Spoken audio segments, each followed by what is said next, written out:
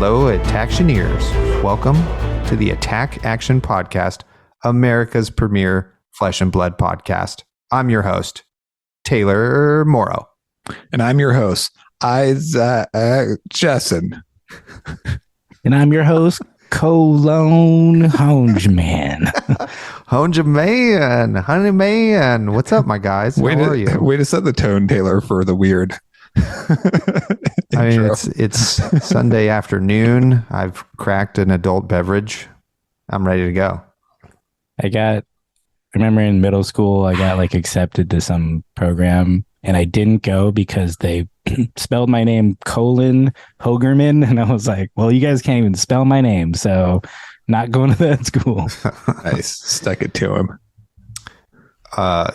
I classically always had my name spelled wrong in the newspaper in the sports section and my stats wrong, which I was furious about and still am very mad about as well. Be like, Taylor Marrow had 12 points. I was like, motherfuck, I had 25 and it's with an O, not an A. Yeah, but what about Taylor Marrow, who was also on your team? He had 12 points. No. Not a person. I always had humble brag. When they're in the newspaper, they spell my name wrong. Yeah. It's like, I hate that. No, it's like the tiniest two sentences and they get it wrong. But the other bigger schools, that all correct and they get a whole full page, you know? Yeah. It's just annoying because all they're doing is reading your name off of something and transcribing it, which is the easiest way to spell things right, but still don't. You know what I mean? Absolutely. Like they could just copy and paste and it would work. Both of my names are always spelled wrong, if that makes you feel any better. Yeah, everybody thinks you're Isaac Jensen. Mm-hmm. It's okay, though. Damn. And everybody thinks you're Colin Hodgman. Colin Powell fucked up my childhood. I will say that. His name is Colin, and he has people pronounce it that way for whatever reason. And because of him, everyone said Colin. And then they would get to my last name, which I don't think is very hard to pronounce, but, It's phonetic. No, it's phonetic. Yeah, I was just going to say. Yeah, that. It's really not that bad. They'd just be like, Colin. I'm just like, it's Colin, and it's Honigman. Nobody's named Colin, Like Colin is a normal name. Yeah. And no one spells it with two L's either. And if you have your sounds down, you can say Honig. If you have your sounds down. Yeah, it's tough. It's tough. Teachers in my classes didn't have their sounds down, that's for sure. Anyways, what an interesting detour that was. Welcome to our Flesh and Blood podcast. Today we're going to talk about the direction Flesh and Blood is going. And it's a very broad topic. And we're going to get into it, and it's going to be great. And it's going to be amazing, and it's going to be excellent content. But before we get to that, what is it? We have news. Nice. We're just right at the top of the show. We're going to take care of this business. Pummelgate. It happened. I know. The United Kingdom's is controversial, having an issue yet again at their national championships. First, it's the Matthew Folks situation. Then the Queen died and they had to move it / not move it, and traffic was bad, etc. And now we have Pummelgate. So totally. The UK, just a hotbed. Controversy. Tiny country, big issues. Yeah. It all started with Brexit. Or colonialism. It's one of those two things that had a big impact on the world. We love the UK. Great country. All right. How are you framing this? How are you broaching this topic here?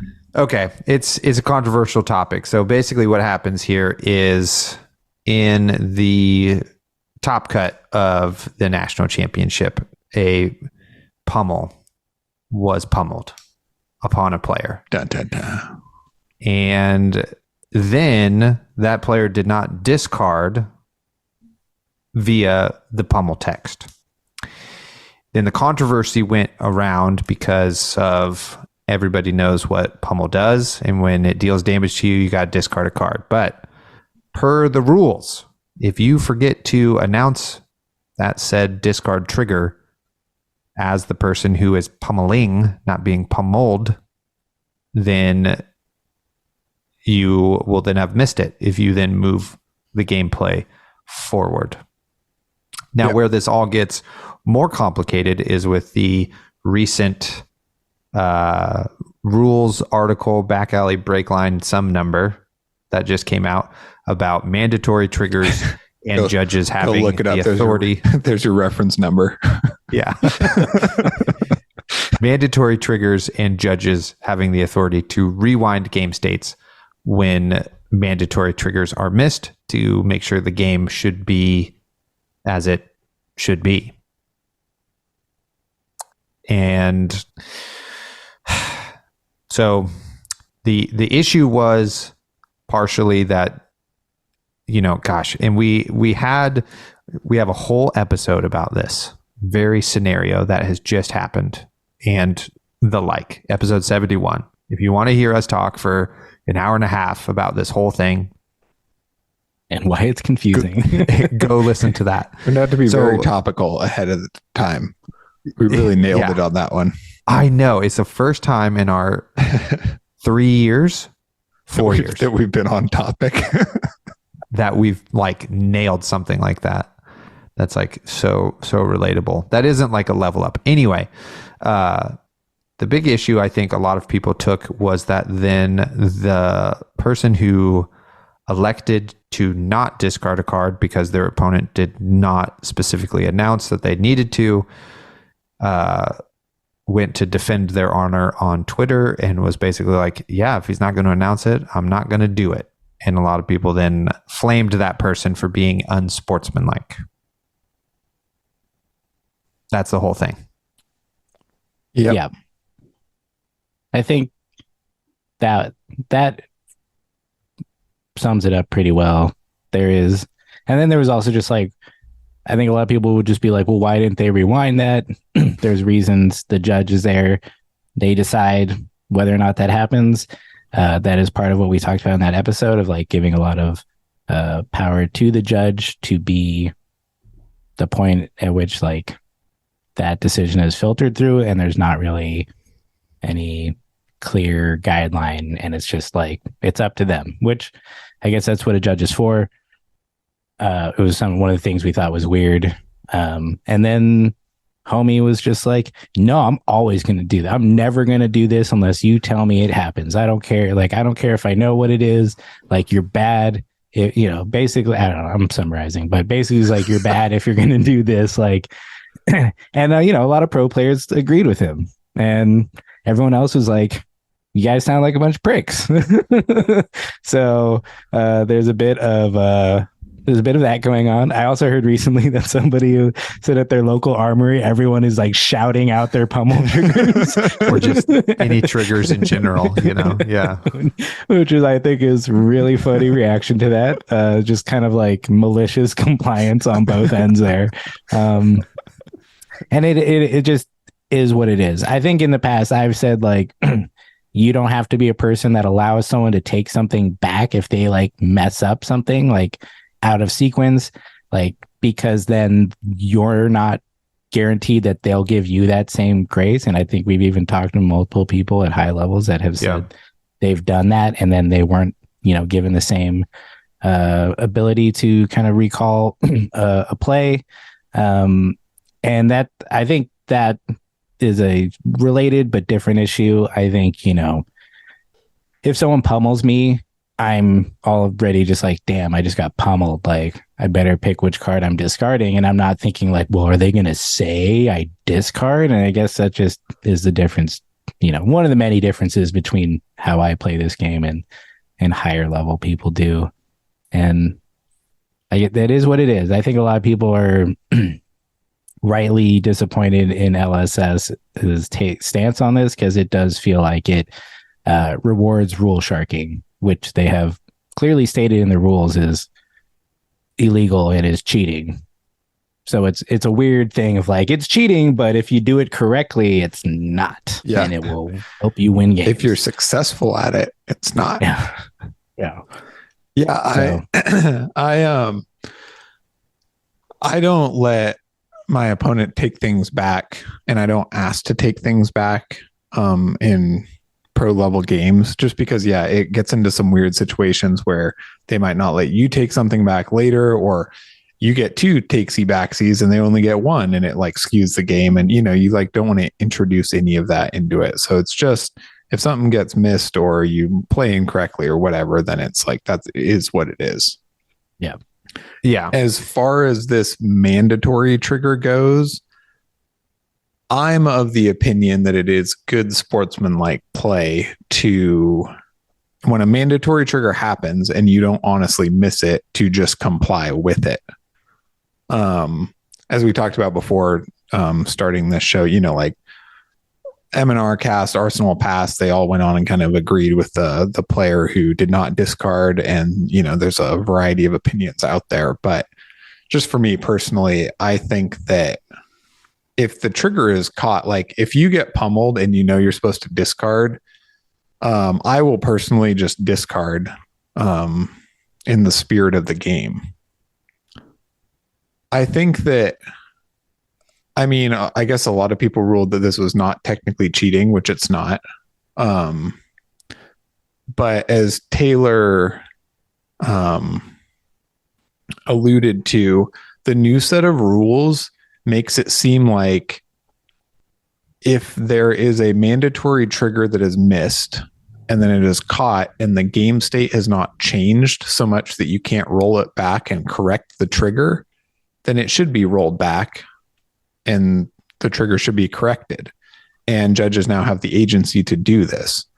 So for me, kind of the big controversy, in addition to rule sharking, I guess, is like, why was the game state not corrected when it seems like the new rules were kind of clearly made for this situation?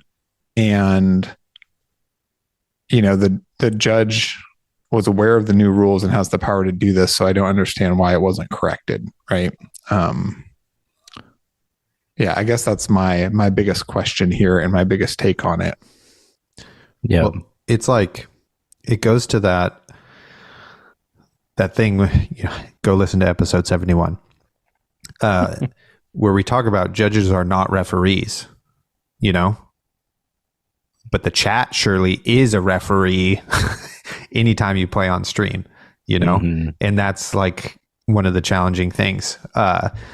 And, you know, it's a very nuanced situation, and there was definitely like no cheating involved, you know, per the rules. So it's like perfectly legal, but the rules as written with their policies currently are allowing for players to take advantage of them in a, what feels like to us, B level and some A level and below players, feels like getting taken advantage of, you know what I mean? And, you know, I think for me also personally, along with you, Isaac, and I'm sure Colin, it's, you know, the sportsmanlike thing to do is to just, you know, discard for the pummel, because that's also how the game should be. And then I need to play out of that correct game state. You know what I mean? And that's the tough part about it, because I think that is like a pretty, you know, clear situation. But if the rules are going to allow you to like get away with that, then at the highest level, of course, you're going to try to do that. And that's kind of the issue maybe with card games in general, how the rules of them is that the people involved in trying to win the game are in charge of keeping track of the rules of the game. Whereas in more traditional sports, and that sort of thing, you someone is watching you because they know your nature is nefarious when you're trying to win something. So then there's like a whole set of jobs and a profession around policing people in a competitive environment because of this very thing, you know? And that then there's also policies in those sports. Like we talk about it a lot at the high school level about sportsmanship in the proper way to talk to your opponents and referees, fans, etc.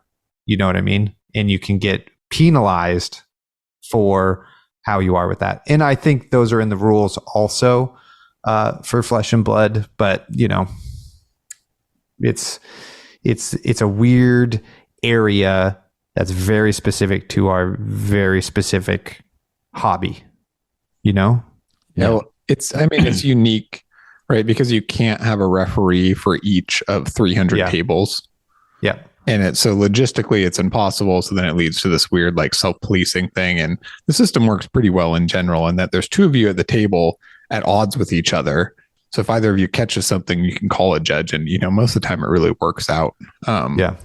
Just one point you kind of alluded to is, and a lot of people brought up, I just wanted to touch on, is that a lot of people kind of compared this to a missed tunic trigger and things like that. And to me, these are night and day, because a may is like an optional trigger that you need to remember to catch. And a pummel is a mandatory trigger, which affects the game state and needs to happen for you know, fair play to continue. It's mandatory. It changes the game state, and the game should be played from that point forward. Whereas a tunic trigger is like, ah, shit, I missed my tunic trigger. You know, you don't rewind it back to that. So those are like very different things, in my opinion, and I think in the rules opinion. Yeah, which they are. The rules are clear about those two things to a degree.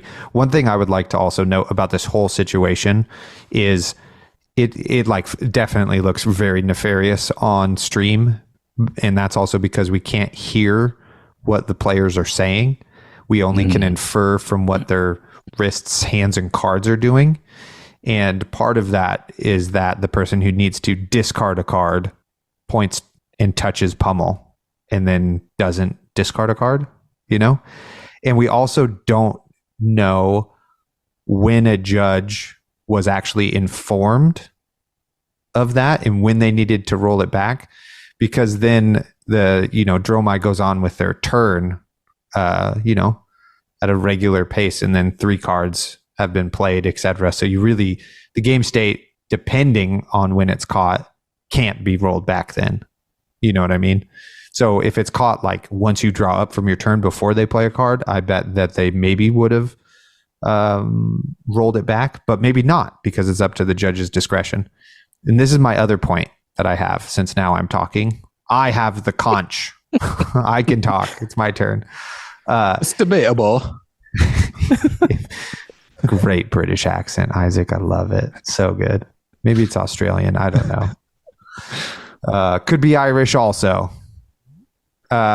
Is that I don't understand why we have a dedicated judge at the stream table that just sits there and passes them dice. Like, here, it's a 7 attack. Use this dice. Like, if you're going to have someone sit there the whole time, you might as well fucking have them referee the game. You know what I mean?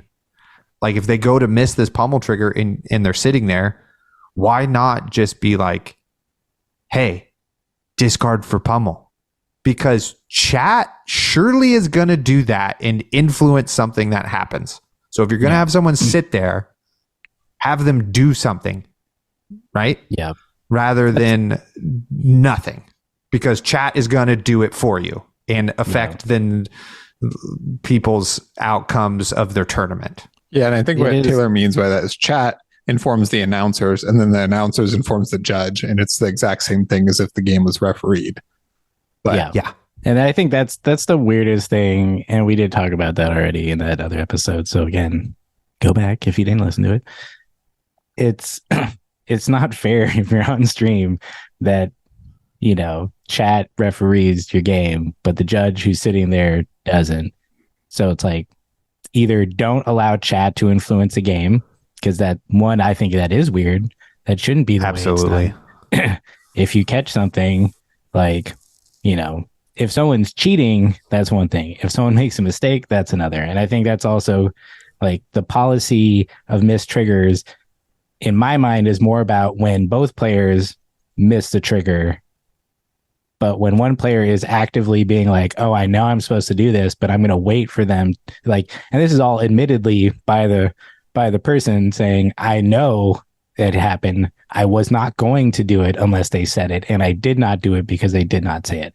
And that's where everyone's just like, well, that sounds crappy. But also when you're talking about sports, I realized that, in the UK, football is like the number one sport, and they like to fall down anytime they're touched. So to get a penalty kick. So it's kind of the same thing. It's like the rule sharking of soccer is to, take the dive to get the penalty kick whenever you can, because that's an advantage. But you can get carded if the official deems that you're being too disingenuous. Yeah, if you Really, get called though? for diving, you can get ejected from the match. Whereas here, They're you can always just rolling get- on the ground. They're always rolling on the ground, grabbing their leg in pain, and then they get up and kick the ball as fast as possible. So it happens at every level for every sport. I for sure took advantage of the refs playing high school sports and baited them into getting me free throws all of the time. That's true. That's fair for all sports, I guess. But I just it's thought it was different when it's on somebody else, not you. You know what I mean? Yeah, it's on your opponent to be like, well, that doesn't really a penalty, right? Yeah. And then that's how you get in fist fights at open gym when you're like, that's a fucking foul. It's like, no, it wasn't. You're fucking snowflake Jabroni. boy cuck. You suck. It was a fucking foul. I had You're a like, frustrating yes, it was. week at work. Yeah. Fuck you. I'm Let me missing take 2 it out front on you. teeth. Of course you fucking fouled me. No, those are fucking fake teeth, blah, blah, etc. I don't know what your guys' open gym is like, but that's not how mine is either. I don't play sports with people I don't know. So I'm all red in the face. I'm heated. no, I do remember playground as a kid, and shit was wild. Yeah. Lots of fights. Quote unquote fights. I will. Anyway, Colin from the elementary school of the Hard Knocks over there. the last point I'd like to make is that, just to play devil's advocate on your point, is that then if on-stream games are refereed and off-stream games are not refereed, then it'll highly incentivize players of all kinds, and especially players who are looking to shark opponents, to not be on the stream and decline going on, which I they don't don't think really want to create that kind of atmosphere either. Yeah, I mean, yeah. I I would think kind of rather play with a ref because then I don't have to think about as much and just play. But I think if you're going to play out the top 8 of a national championship one game at a time, and you have a judge, like, then you should just have the judge referee the game, because it's that high level. You want to make sure that the game is played fairly. Both players are very nervous and probably tired. Why not just do that if that's how you're going to do it for the stream anyways? But don't referee every game on stream leading up to that. Like, but then I don't know, the whole thing is messy, because every time Chad is like, oh my God, he didn't do that. Oh my God. And it's like, even when I'm casting, I'm like, last time that I was casting, I was like, I don't care. Like, I'm not refereeing this game. They're there to do this. It's not fair to do that. Like to have 1,000 million spectators, looking over your shoulder to be like, oh, he missed that. Like, because if you are watching a game, you can call a judge. Like, that is part of the rules too. Like, but it just seems to not scale very well to a large live audience, which is all weird and messy. So I don't know. That's why it's a controversy, and it's Pummelgate, and it was funny to watch people argue and see who likes to, gain the advantage where they can. that has happened to me before, where I played a blue card and then tried to play a dragon with go again.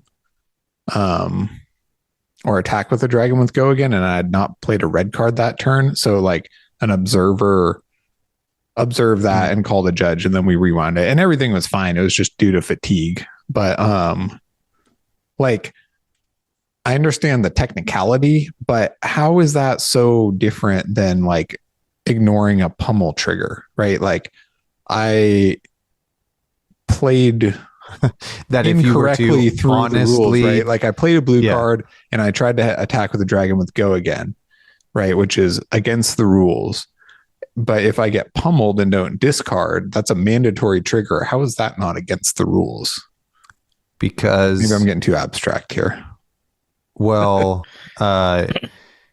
you are. It's weird, right? Because like you have to announce that that trigger has happened as the person who owns it, the pummeler, and the pummelee has no. There's no incentive for them. They don't have to say anything Kind of. I when mean, they get pummeled. there's a Sand of Sandakai trigger that happens when I play a red card. It gets triggered and then dragons get go again. So if I don't announce that, did I miss it? And then I can't attack with go. You know what I mean? Like, Totally, there's shortcuts. Yeah, that's why this is controversial. Yeah. That Yeah. actually does seem fair. What does Sands of Sandakai say? Does it say you may get go again? Or they just have go again? I don't know. And if I'm you don't, just, like- I'm just riffing at this point. We're beyond the notes. Yeah, no, that We're beyond. I think the hard line of like, oh, you have to announce all these triggers, while yes, we all understand that we want to make sure people understand how the game is supposed to work. But like if we had to announce No, it's- every single trigger, It's it would be an insane game of being like explaining just layers of resolving. It's exhausting. it's like, oh, Dromai that has the trigger. So if you've played a red card this turn, dragons okay. you control have go again while attacking. oh yeah, Sand of Right. Sandakai just means just that attack. they can attack. yeah. yeah. So anyway, same thing, but Dromai instead. Yeah, someone's totally. gonna yell at us for not knowing that. Yeah. Fucking idiots over at Attack Action Podcast. I mean, technically, you have to announce that trigger, even though it's mandatory. That's what I'm saying. That's what I mean. Do they not have go If we again? If I follow don't it to the announce T, it? it's insane. I know. It's the same thing. Like, well, I'm just not going to tick my life total down until my opponent correctly tells me the amount of life I should lose. Totally. That's my favorite one. Yeah. Okay. Take 4 damage. All right. Okay. Little smiley face scribble. All right. I think we can say that we've correctly solved Pummelgate and it's fine and will never happen again Totally. because we're all going to scream pummel, discard a card on Yeah. hit. Definitely forward. not in the UK. There'll be no more controversies out of them. Totally. They're 3 for 3, baby. Now it's just they got to go 4 for 4. Wait, is I also like- Brexit or no- the Queen dying the third one? Queen is the second. Oh, okay. Colonialism was the first.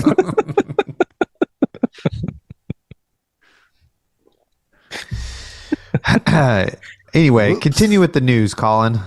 All right. Spoiler season, which shouldn't surprise anybody, started way before the dates they actually said they was going to start. What? No way. Already gotten, What? already gotten some Crazy. spoilers. People have feelings about them, and they're not afraid to tag Brian Gottlieb about those feelings. But yeah, we got a couple Let him things, know. 3 things. The king of flesh and blood. We got a new brute card. We got a new draconic action book. Got a bunch of mech cards that look all crazy. Mech looks crazy. And then also it just looks like there's going to be a bunch of legendaries for other classes in the expansion slot, which is pretty fun, I think. I know. think, I absolutely love this. And we'll talk more about this design as we get into the main topic. But big shout out to the assassin cards that are happening. Already Dead. Love that. It's a 6 with contract. That costs 2. So our girl Azuri is going to be swapping that in, and you're already dead. And we also have nothing Shriek. but Majestics in that deck. Dude. And now you have Shriek Razors. So now you just have like legit all contract buyback silver legendaries. Toe to tip. Head to toe. There we go. Got there. words. Yeah, that's a nice one. I think, yeah, Shriek Razor seems cool. Azuri doesn't buy back her stuff very often, though, so No. it's not like the most exciting thing. Arachne Hell yeah, he can does. do it. He needs some extra help. I don't know if Already Dead is even great in his deck, but Oh yeah, you know. it is. So great. I mean, I'm sure it is. Yeah, it's a 6, so it's good. I like that it's the non-action card, which is like, I don't know if we've seen that on a card yet. I just thought that was funny. It was like, it's a non-action, which I guess, So it has to be a reaction or a Instant titanium bauble. Or a block card. it's true. It could be a Guardian Coming up block again card. already. It covers everything that's not in action. Yeah. I just thought that was interesting. Equipment. I guess also Evos are non-actions. Aren't those Right? equipments? Or I guess when Exactly. you're blocking, if you're blocking with the card before it's an equipment. Yeah. Yeah. No, it's an action equipment. Mechanologist action equipment Evo. Oh. Yeah. Fuck. At least the base head one. Steel Soul Memory. Gotcha. Fuck. All right. Still sick though. You can just edit that out, whatever. Nah, leave it in. I'm honest. We're learning. I discard the pummel. Yeah, so it's fun. You got these new cards. We'll see how they work, and everyone gets a little taste in the expansion slot, which hopefully doesn't make those cards cost like an insane amount, but they might. Yeah, I it's don't like know. 1 in Lately, 16. Flesh and Blood has been overprinting like legendaries and stuff. You know what I mean? That's The true. price on all those has been like pretty low. So unless they're breaking the Which trend, is- I think it'll be Which fine. is great if you're buying singles and bad if you buy boxes. Absolutely. Don't buy boxes anymore, Colin. That's what I'm telling myself right now. I'm gonna somebody clip that and send it to Colin every 2 weeks. Yeah, right.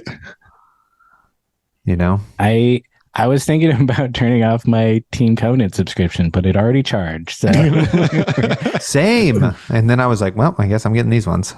getting these boxes, that's fine. But mine's not that I think many. Like yours is like 20. Mine's like 3.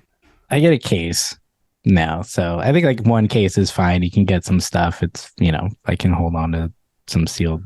Well, I say that. Whatever. I'm not talking about this. You can bring it to our Attack Action Podcast bash weekend and we can draft those boxes. That's right. AKA the Hype House. Yeah, we have Hype an update House. on that coming soon. What else in the news? That's about it. I put in here that I wanted to know your personal news and updates from your lives. Just because I'm interested in that, but maybe we've pontificated too long already and need to skip it. What are your thoughts? I'll go. Mine's one sentence. We had a lightning complex and I worked a fuck ton and then I got COVID and then a month went by and already it's September. The end. What's a lightning complex for Yeah, those is that in like a other Oh, climates? inferiority It's like a series of complex? thunder. It's like a series of thunderstorms that have a lot of lightning. And because it's August and very dry, lightning can start a lot of fires in it, which it did. So Tell that to the humidity that I'm experiencing down here. I got one.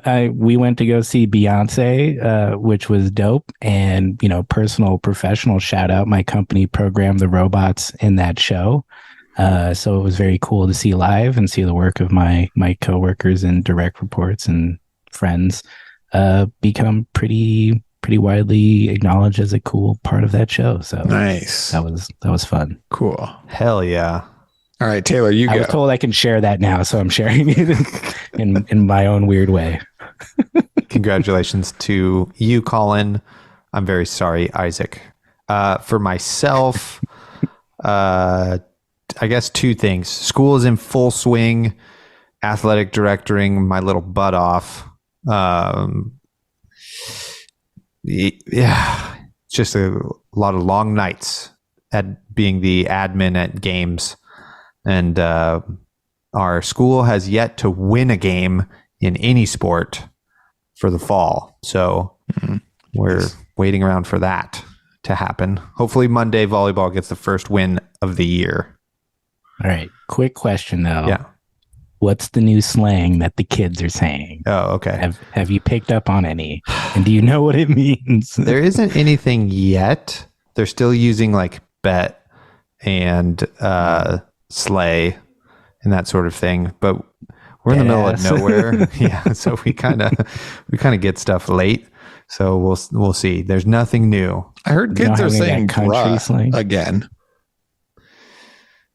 Oh, that yeah. sounds right. They sound bruh. Yeah, I mean that's okay. come There's back like around. A group Did of they ever not say that though? there's a group of young men that have taken to just barking. So they'll just be like walking through the parking lot going like ruh, ruh, ruh. And then another one of them will hear it elsewhere and will start going like ruh, ruh, ruh. And it's like, stupid. That's like That's when gonna teens sick them on board. they become self-aware enough that they're weirdly intimidating to adults because they're just wild cards. So if they start barking, you're like, what the fuck is going on? I just go like, wow, those kids are something Yellow else. Jackets shit. The other big piece of news for me personally is me and my wife, Maria, bought a new car. We are now Congratulations. the proud owners of a Kia EV6. So we're living that zero emission lifestyle. All right, I'm typing it in. Nice. Doesn't know what it looks like. It's pretty cool. We're calling it the Batmobile. Yeah, how would I? Is it black? It's like a blue black. It's pretty cool. Nice. Oh, it does look good. Yeah. also Electric got a cars, car. man. Fucking sweet. So cool. Yeah. It is pretty cool. Yeah. I'm loving You that. have like How long does the the charge 210 take though? Can you go on like an 8-hour road trip? Do you have to fill up if you drive 8 hours? Oh, it's a hybrid? No. Oh, yeah. Just saying, So how long? what combustion engine doesn't need gas in an 8-hour road trip? It's not a combustion. No. engine, But though. some I EVs know. you have to stop for like 4 hours to charge. That was my question. Oh, You yeah. know what I That's mean. like not a thing anymore. Yeah. You'd have to have a pretty old EV. So it takes like Or it's at 20 the like low power charging stations. Yeah. Well, if you use like house power, like, 120, I think it takes a long time, but you got to Yeah. get like the 210 hookup. Yeah. And Exactly. it goes much faster. yeah. Is So it 210 or is it like 400 or something? It's if 220. Yeah. It's in that range. I don't know. yeah, it'll charge in like 8 hours from 0 to full, basically. And then the other one is like you only get 7 kilowatts per hour, so that's like not that many. But at like the Electrify America stations, it takes like 20 minutes to go from 15% to 80%. So, and that's like 250 miles of range. Nice. Dude. Yeah. Start the blitz scene at the Electrify America station. Yeah, totally. That's what Yeah. I'm talking about. That's like, because that's what has always held me back from an electric car is you can't go on big road trips with them. But I know that it's been changing. Yeah, the infrastructure is pretty good now. There's plenty of videos on YouTube of like people driving from, Denver, Colorado to Vegas or something like that, purely electric, or going across the country. You can do that. Obviously, it's faster in a combustion engine if you're trying to do it as fast as possible. But if you're doing a 12-hour road trip, the kind of mandatory 15 to 20 minute stops to stretch your legs and that sort of thing and take a bathroom break is probably like not a bad thing. So it'll take you a little bit longer, but like, yeah, if you're not driving out into the middle of the wilderness for extended periods of time and overlanding, then it's a practical option. Nice. I do think pretty Denver easy. to Vegas is kind of cheating though. That's like all downhill. You have to go over some mountains and stuff. Yeah, you Denver gotta is on go the uphill other side of first. the Rockies, so you have to go over the Rockies. That is true. That's fair. Utah is just slightly downhill the entire way, though. I'm pretty sure, if I remember correctly. Once you hit Grand Junction, you're fine. Just coasting. Turn it off. Back, Yeah, you get crazy mileage. It's great. I used to drive that home from Boulder all the time. You're just like, cool. I'm just literally coasting. You also have to go back to Denver also, if that's where you live. So, but yeah, road tripping should not be an issue. Haven't done a road trip in it yet, but it's a fucking okay. It's so cool. It's way more car than I've ever had in terms of like, it has a performance mode, and I'm like, it goes from like 0 to 60 in like less than 4 seconds, which is nuts. Yeah, that's great. Torque on demand. It's so cool. And then just like, it's not loud, and there's no, my favorite thing I'm loving right now is there's no like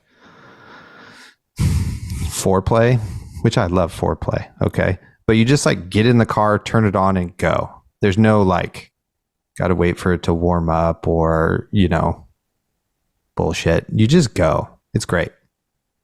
Highly recommend. You have to wait for a car to warm up? No, you don't have to do that anymore. Yeah, we also just got a new car. We got a Honda CRV hybrid. Hell yeah. Almost to that electric life, but there's so much shit, like the keyless thing, the lane assist. It has assistive cruise control where it'll like cruise control and then slow down based on the car in front of you. Mm-hmm. I'm just like, this shit is wild. my car just goes where I pointed at. I never use my brake anymore because electric cars have like regenerative one pedal driving. So it's just like, I don't even brake. It brakes for me. And then like, it also has drive itself mode. I literally go hands free. Pedal? Well, it has a brake, but like it has this like, if you let off the gas, it will starts braking. Brakes for you, and then sends that mechanical energy into your battery. But for half of my commute to work, I don't drive the car. It drives itself. I'm not kidding. That's crazy. We had to sign a waiver that said this is not auto driving, but it will do almost that if you let it. Yeah, totally. I love it. Crazy. Well, congrats. Thanks. That's fun. Same to you. Thanks. It's Jess's car, but I get to drive it when we go places. Well, we got to make sure we make that distinction. Yeah. Well, it was. Yeah, it's her car. Yeah. Shout outs. Let's go to shout outs. All right. Shout out to Canadian national champ Isaac Crute. Just happened. Oh, he did it. Who just as won. we were podcasting. He did it on Lexi. Great work, sir. Horizontal stripe shirt. I love it. I wear a lot of horizontal stripes. Also, shout out to everybody else who played in Canadian nationals and everybody who played on stream. Because as we know, there's a great cost to playing on stream. Nice. Nice. Is that like a make yourself look bigger thing? What's the horizontal stripes thing? Horizontal stripes. Why'd you hone in on that? Just look dope, dude. Oh, okay, cool. So you blend in with like just out of all television of his screens that aren't working. Out of all of his play, you honed in on that. So that's why I was asking.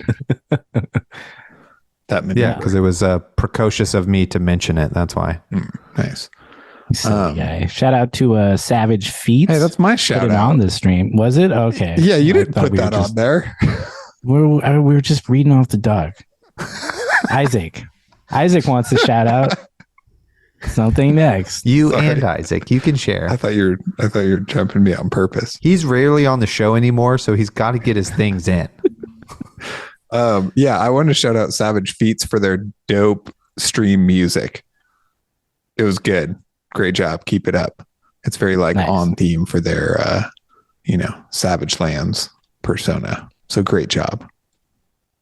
I would like to shout him out for just the good quality of the stream. It's nice to see a national stream that it looks well lit and doesn't have a weird grid over it. And it's nice to see the players' faces while they're playing. I really like that. The hand cam I'm less care about, but I understand the reasoning. Hand and, cam's got to be in 4K for it to matter, in my opinion. Yeah, it's like the CSI thing. It's like enhanced. They zoom in. It's just like, but it doesn't get any clearer, so it's just bigger. But that's fine. They did a great job, and I enjoyed the bits that I watched. So well done. Also, there was a Katsu in the finals, so great job, dude. Yeah, Katsu's coming back, man. Pretty cool. Because you can Kadachi, bullshit, warmongers.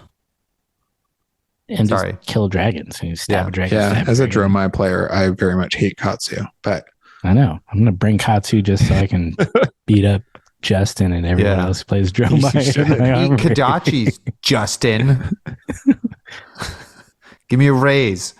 Anyway, let's keep things moving here, although I'm having fun. Promotion of our shit is what I put in the notes. Okay.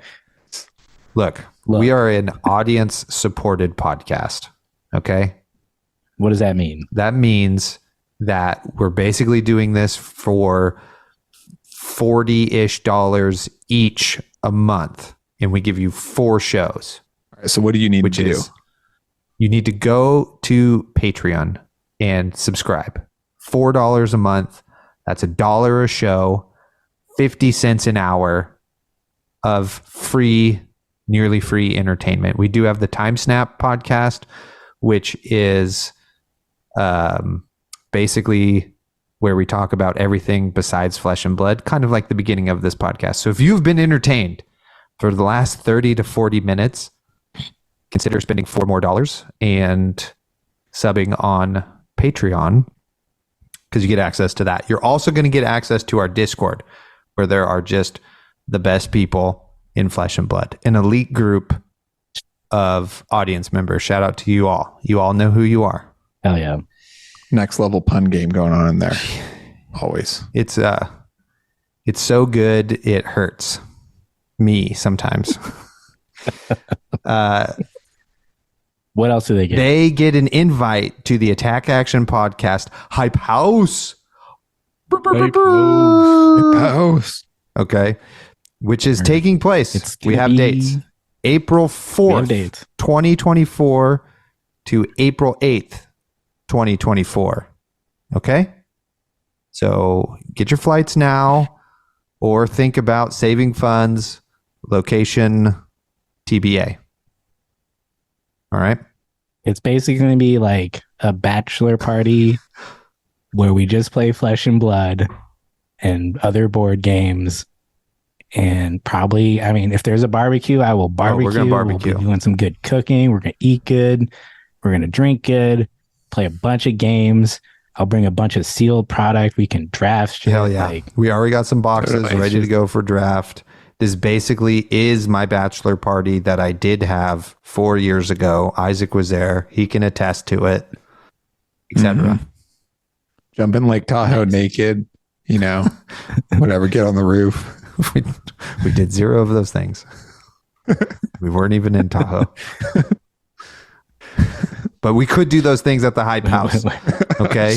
We're just basically hanging out with our audience and recreating those times you remember from the callings, the nationals, the worlds, where you're hanging out with the homies at the Airbnb, having a great time, staying up too late, drinking a little bit too much, playing as much FAB as you can, because when you get home and put on your white collar and tie and go to your cubicle, you can stomach it a little bit more. Too poetic? $4 a month gets you all that. I mean, you have to pay. You have to get your own self to the Hype House, but we'll let you know where it is if you get. Totally. And we're going to provide plenty of sealed product free of charge. So that's what we're doing. Yeah. We'll bring all the games. We'll probably have to chip in on food depending on how many people there are, but we'll figure it out. I had a dream the other night. One of you lost the case of Monarch First Edition. Well, it wouldn't be me. I don't know why I was thinking about that. I did not. I'm. You have it right. Staring at it right now. Is this code? Has it? Are you? Or is this No, it's just relevant. Whoops, we lost it. If you guys didn't. draft enough Monarch. We're gonna do it again. All right, that's our shit. Subscribe. Thank you. Subscribe, etc. It's helpful. Tell a friend. That too. All right. Shall we mosey on down to the main topic? Partner. Let's giddy on up to the main topic. Isaac's dying. Thank you. All right. I'll kick it off. Main topic today. Well, yeah, if we're going to mosey, we're going to fucking do it right. I didn't realize mosey was so like Southern Texas. Go ahead, Colin. Main topic today is just kind of taking a little look back and a little look forward, thinking about where FAB is going and how we're feeling about that. Kind of taking a look at a little snapshot of how things are and what we think is coming next based on what we know, and just some blind, guessing, just raw off the dome, unsubstantiated thoughts, except, based on our experience of playing this game for 3 years and being very tuned into the game, the meta, and the production of everything coming next. So I guess, to look forward, we should figure out where we're at now. So I think, where are we now? Well, so there's a few things to consider that Taylor can add in after. No, great job. After me here. But I was just going to do a goof, so this is way better. We've been in a kind of a transitional trend here where we've had supplemental sets, and then we had outsiders, which is kind of a more kind of back to the fundamentals, really good draft set, but not like game altering really. Say that to Codex. That's true. That one's pushed. I will agree. But just in general, compared to previous sets like Monarch or Aria, and then we moved into a very specific supplemental set in terms of only providing support for New Chain, Levia, Bolton, and New Prism. And now we're moving into a draftable set that only supports or mostly supports Mechanologist exclusively. So based on where we started in the game, this is quite a different format that they're moving us into here. Yeah, totally. I think, I mean, where we're at now, I think one of the things I've noticed and thought about more recently is just the, wild effect that Tales of Aria specifically has had on this game for, the past year plus. And we're almost outside of its shadow, I think. Briar has hit Living Legend. Oldhim just went out earlier this year. And then, based on Lexi's performance in the Nationals so far, also winning Canadian Nationals just moments ago, she will probably also hit Living Legend soon. So it'll be very interesting to see where the game goes when that, set and the many, I think we can say there was a lot of power creep in there. It wasn't like raw power creep, but I think there was like there was some raw power creep, and there's also just some like mechanical craziness that, they could do things that no one else can. So, moving on from that, I think will be very interesting. It's hard to know what, the set's going out after Bright Lights. They keep talking about a Savage Land set. We'll see it when we believe it. Or I guess I'll believe it. How that works. I don't believe it, so I can't see it right now. No, I shout out to dyslexic things. Yeah, so I mean, I think, and then the expansion draftable set kind of toggling has been a weird situation. But yeah, I don't know. Taylor, what do you think about where we're at currently? Well, we're definitely at I don't know what to call it. It's not so much a turning point, but we're in a shift in the history of Flesh and Blood so far. You know what I mean?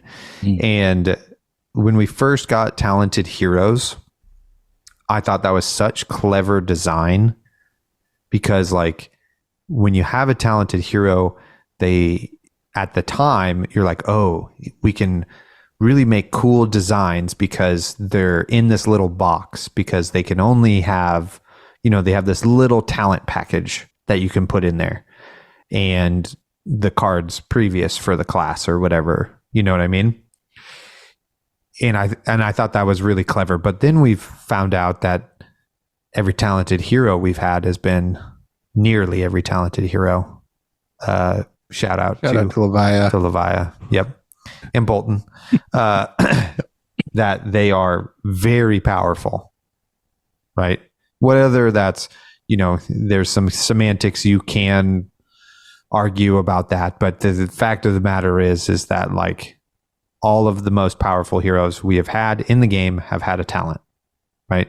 Starvo, Chain, Prism, Lexi, Briar, have all been really, really powerful. And so we've kind of gotten away from that since those kind of COVID sets we had, basically, where those sets had to be designed during some strenuous lockdown and that sort of thing. And instead of kind of pushing heroes with their little packages, we're just like pushing very specific cards is what it is started to feel like. Is like, okay, we're going to introduce this card and people are going to have to figure out how to play around it. You know what I mean? So most recently it would be Codex of Frailty and Warmonger's Diplomacy. Those are the problems the designers are presenting to us to figure out how to play around and how we can abuse those cards. I don't think it's like, oh shit, we didn't know Warmongers was going to be impactful. It's like, of course they did. You know what I mean? So that's kind of... Hey, I just like the absurdity of that, because I think that is kind of how we act sometimes when we talk about it. But it is like, do you really think they were surprised? Sorry. I think... Yeah. Anyway, so that's where we are. And that's kind of like the trends I have noticed so far in design, Yeah. So the way I'm interpreting it, and this might be partially because it's how I want the game to be, is that with Monarch and Aria, they kind of were pushing the game design wise, kind of at a dangerous pace, right? Like they're introducing pretty broken heroes with broken mechanics, and like kind of it seemed like they're more invested in expanding the game and design space than keeping it balanced. And I think that they've kind of listened to community input and seen how, the game's been going. And how I've interpreted this is they've been kind of dialing it back, right? Like more recent supplemental sets and sets like, Outsiders have been more about adding to classes and kind of fundamental gameplay. You could argue not with individual cards, but even sets like Everfest, just contain cards like the blue auras and Revel and Miraging Metamorph, and just like really, really pushed cards for certain classes. And, the latest sets I think have been kind of moving away from that. And I think it's going to put the game in a really, really good spot, but we're still kind of suffering from the continued existence of the, the Monarch, the Arya, like that period of heroes and design, right? So, they nerfed Briar some, they nerfed Oldhim some, they nerfed Chain. All those heroes still dominated and still LL'd. But so as long as they were around, they were still kind of an overbearing presence. But I think if they continue with the same design path, the game is going to kind of even out and will hopefully be, not that the meta is not healthy now or interesting or broad now, but, I think we'll continue to go in that direction, without the existence of like an overbearing presence like Oldhim or Starvo or something like that. So that's my hope. And that's kind of what I see that they're doing. But we just kind of have to wait for it all to evolve that way. And some of these, cards like Oldhim or Briar or Lexi to move into Living Legend. Some of these past couple of metas have been some of my least favorites, actually, just because they've been so similar. You know what I mean? And like the re-rise of Icelander and like the re-fall off of that is like not the excitement I was hoping for.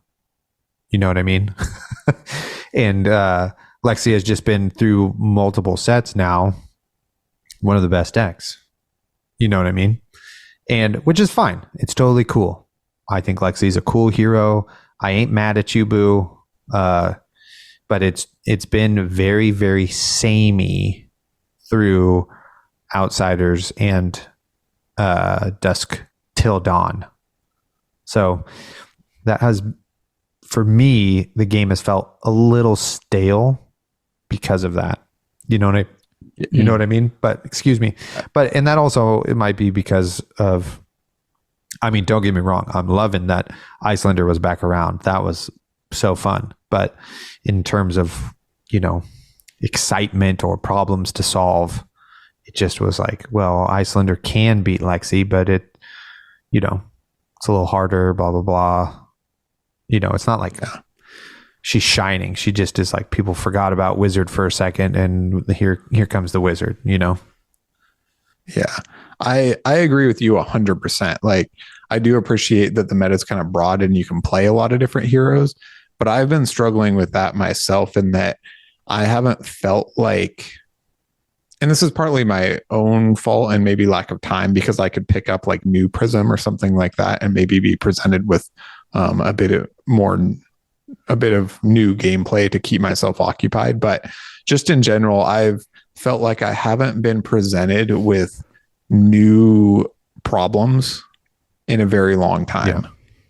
Like new gameplay states to solve, new things to tech against. And, not that the game doesn't evolve and there aren't these things, but just in general, compared to, past metas, even if they've been less balanced, or, how much I hated the chain meta, or, not that it was perfect back then, but I do agree with you that I have been struggling with that, where it's like I go to play and I'm like, I'm just not presented with like new problems for me to work around and solve. And I'm looking forward to that kind of freshness, hopefully sometime soon.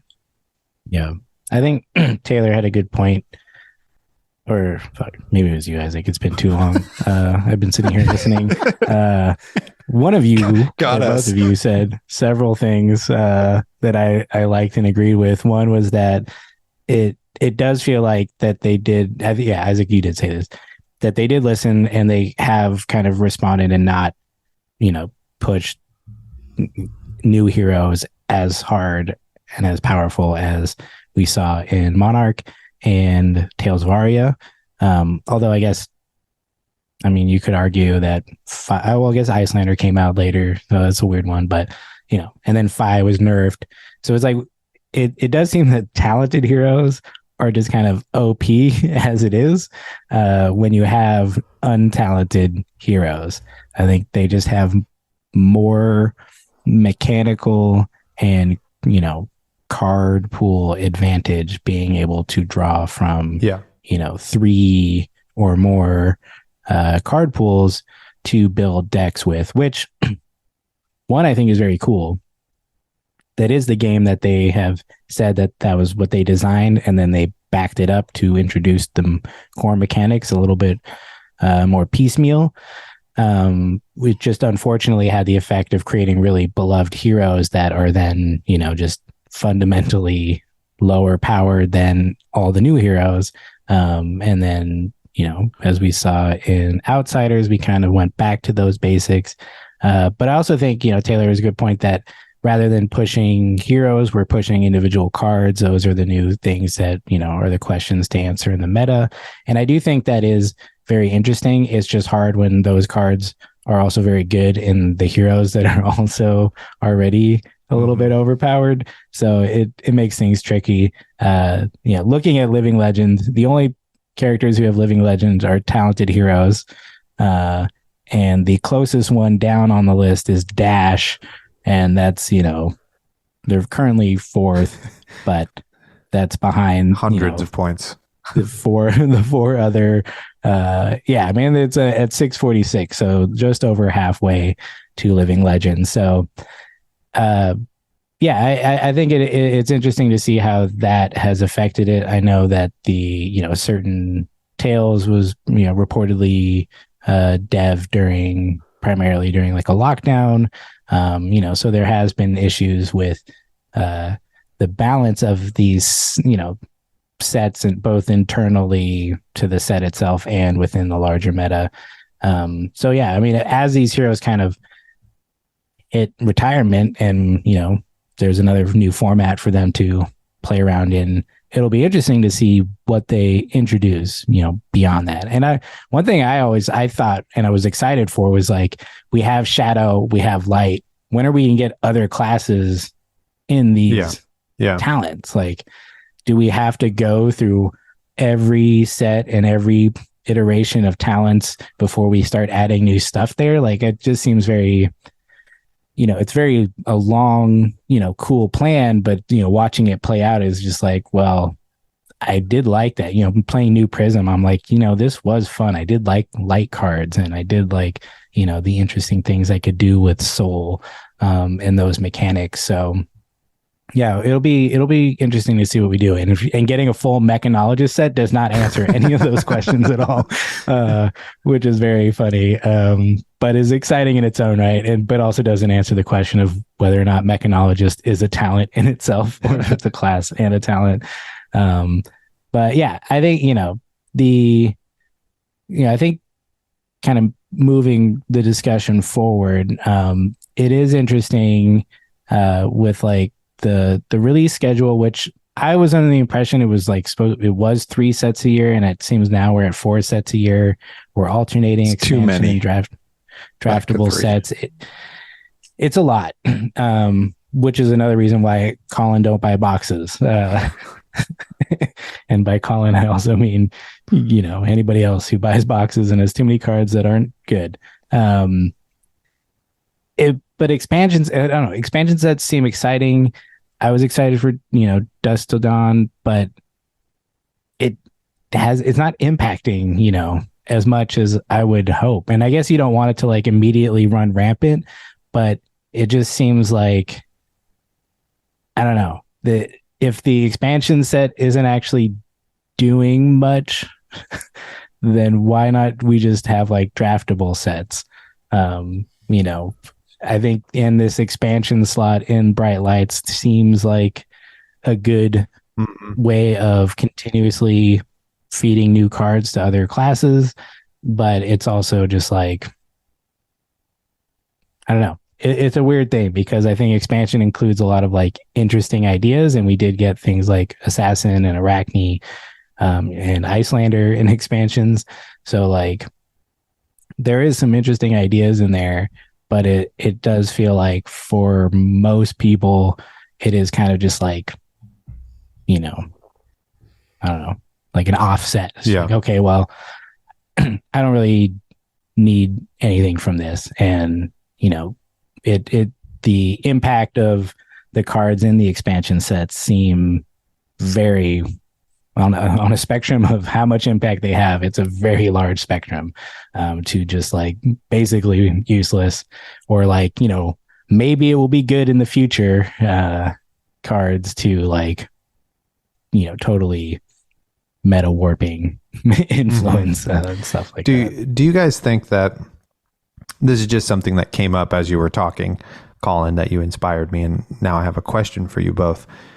Do you think Uprising was maybe the most successful set in terms of its influence on Classic Constructed? Because we instantly had like Phi, major player. Dromai, despite the numbers, major player in every meta moving forward. Icelander, major player in the format right away. Well, not right away, but like halfway through its life cycle. What do you guys think about that?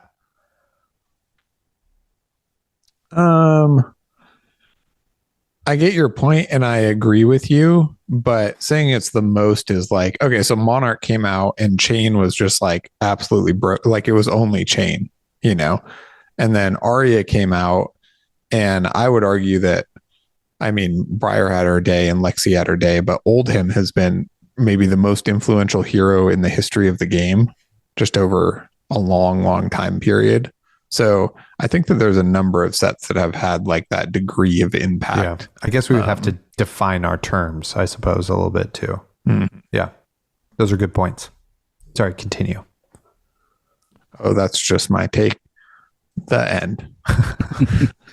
Yeah. I think that feels like, you know, an extension of the same kind of power level that we saw in Tails and Monarch, you know, having these talents. You know, they did introduce, as the draftable set, they introduced the 3-hero and the overlapping talents for 2 of them and 1 on its own. So like all of that was very interesting. You know, how they, you know, and another point of like them introducing new kind of draft formats, I guess. But yeah, I mean, all those heroes are very powerful. Phi has been nerfed, and maybe even too much, you know, to be honest, comparatively. Like, it's like Lexi runs wild doing this shit with crazy hit effects, and Phi was just mostly, you know, raw damage. So it is interesting to see how that's played out, and where, you know, the team in charge of kind of manipulating the meta, and kind of, you know, watching out for what might be too powerful and what isn't. It's very unclear how they feel about these things, because sometimes it's just like they're like, yep, it's really powerful, cool. And then other times you're like, yeah, this one's too powerful, yeah, so we're gonna take it down. So it is interesting, and I don't envy them the position of trying to tune what essentially is a chaotic system. Yeah. Like, you know, once you take one thing out, like, it's gonna have so too many factors effects. So, you know, that is part of it, and I do think they try to have a light touch. And, you know, they also are just going to let things run, and, you know, there will be times when things are more powerful. But yeah, I mean, like Dromai has had a huge impact on the meta for long term. You know, you have to be prepared for that meta, or, you know, that matchup, because if you can't deal with dragons, like, you're going to get eaten. And there's enough people now that have really learned to play her. And it's not exactly like a solved deck, because there are variations of it, which I do think is one of the, you know, I think that's very cool and a good sign that it's not everyone just, you know, filtering to one version of the deck. But yeah, since then we haven't had as much of that. Although, you know, you could also argue that in Outsiders, they just like pumped Lexi to the max, like, because like all of those cards are playable, they're all free, they all have hit effects, you know, and it's just wild times playing against Lexi now. It felt like, it was supposed to give Azalea that push, and it kind of did for a second, and then people were just like, oh, well, you just block when I can, and I don't when I can. Yeah. and Yeah, what if I could send those good arrows Azalea has, multiple of those a turn? Wouldn't that be challenging? Yeah. Printing Warmongers was a real punch in the dick to Azalea. Like, what the hell, Only shown bright for a second.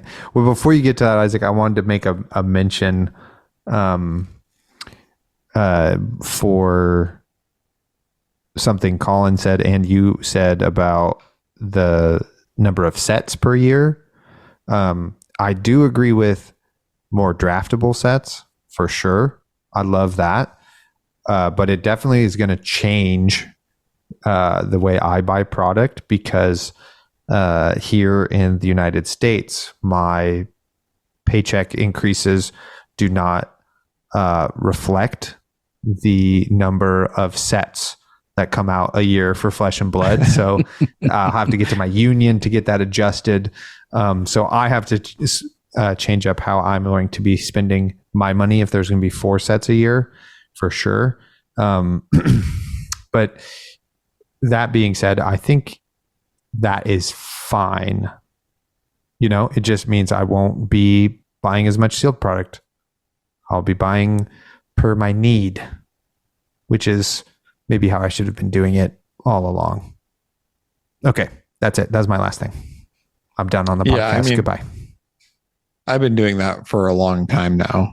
Just buying the cards I need because I specialize so much. But just to me, I know it's a tough balance. Like 4 sets just seems like a lot to keep up with, or not enough time to delve into each set.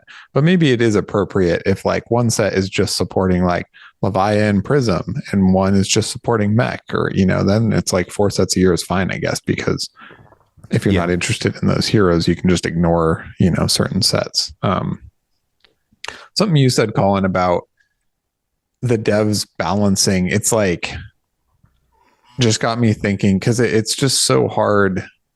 It's so hard to keep everyone happy, right? Because everybody kind of wants different things. Like some people love to play fatigue and just want to fatigue their opponent. And that's the game they want to play. And some people hate that and don't want it in the game, and it's like that can be said for literally every play style and everything you can do in the game across the board. Like for me personally, I really like where it's at right now, where I think Phi is not very, it's not a very interesting game to play. I very much prefer decks like Katsu and Lexi to be the aggro decks of the format, even if Lexi is maybe a bit pushed. But I find games against Katsu or Lexi a lot more interactive and a lot more interesting. Whereas games against Phi is like less disruptible, and it's kind of just like if they have a big turn or not. And it is on the other side, it just doesn't feel like a very interesting chess match. So, and I'm sure other players feel differently, right? Where they're like, Lexi is the worst thing in the world, and they just want to play Phi with Art of War and Belittle and play all their cards out and do 43 damage. Why won't you let me do that? So yeah, I agree with you. I don't envy them trying to balance it and keep everybody happy, but they are doing a very good job. And maybe to my point before, like props to them, because you could fall into the trap of just trying to produce more and more powerful things and more exciting things and more shiny cards and more like chase cards and silver bullets and all these things that players would need for the meta and would, be excited about and chase down. And it would be very good marketing and like probably a good recipe for a game until you like sell out or just cancel it. Right. So the approach they're taking, I think, is a much healthier one for the game. And maybe the more risky one, I'm not sure, but maybe the better one for the longevity of it as well. I think the game too has been, albeit, as I stated earlier, I've been a little lukewarm on the metas, but they have been very balanced in terms of the game's history, and any sort of touch-ups they've had to do to the meta and decks, I have, most like 99% agreed with and thought they were really good and did have their intended effect. And so they're doing a great job that way, as like Isaac just said, with a light hand, kind of just touching up the edges of the meta and that sort of thing. So that has been super awesome, I think. And we talked about Lexi quite a bit here, and she's pretty close to living legend, and Oldhim is gone. So then, like, what does the game look like then if Lexi's gone? And sub question, do we need a premier control deck to stop aggro decks? I feel like that's everybody's fear. Is that aggro's going to run wild now that Oldhim's gone? Aggro's going to run wild now that Fatigue Briar's gone, etc. So answer both of those large questions. Colin, let's start with you. Damn it. Just kidding. Go ahead. I mean, I think it is one of the core play styles. So like, I think they will inevitably introduce something else. And I think really the question is, do they introduce it through a new kind of channel, or do we just get a replacement Oldhim? We just saw, Prism come back as herself, but changed, veteran Prism. And then we have Vincent to replace Chain in the Shadow Runeblade. So it'll be interesting to see if we get Ice Guardian, or is it Ice Guardian? Is it Earth Guardian? Is it going to be a mix again? Because that seemed very like specific to like the storyline of Tales, that these heroes were both because of that setting. So be curious to see older, exactly. Oldest or it could be young him. Could be from a different part older, of his old her. It's old her. It's old him's wife. Yeah. Partner. Who finally woke up. Yeah, she finally woke up and is mad that he's retired now. So she's gonna pick up his hammer and just wail. Oh yeah, people. Let's go. I don't know what they'll do. If based on what they've done, it seems like will print replacement heroes that can play those cards, whether it's Earth, Ice, or I guess, it's just Elemental Guardian. So we'll have Elemental Guardians.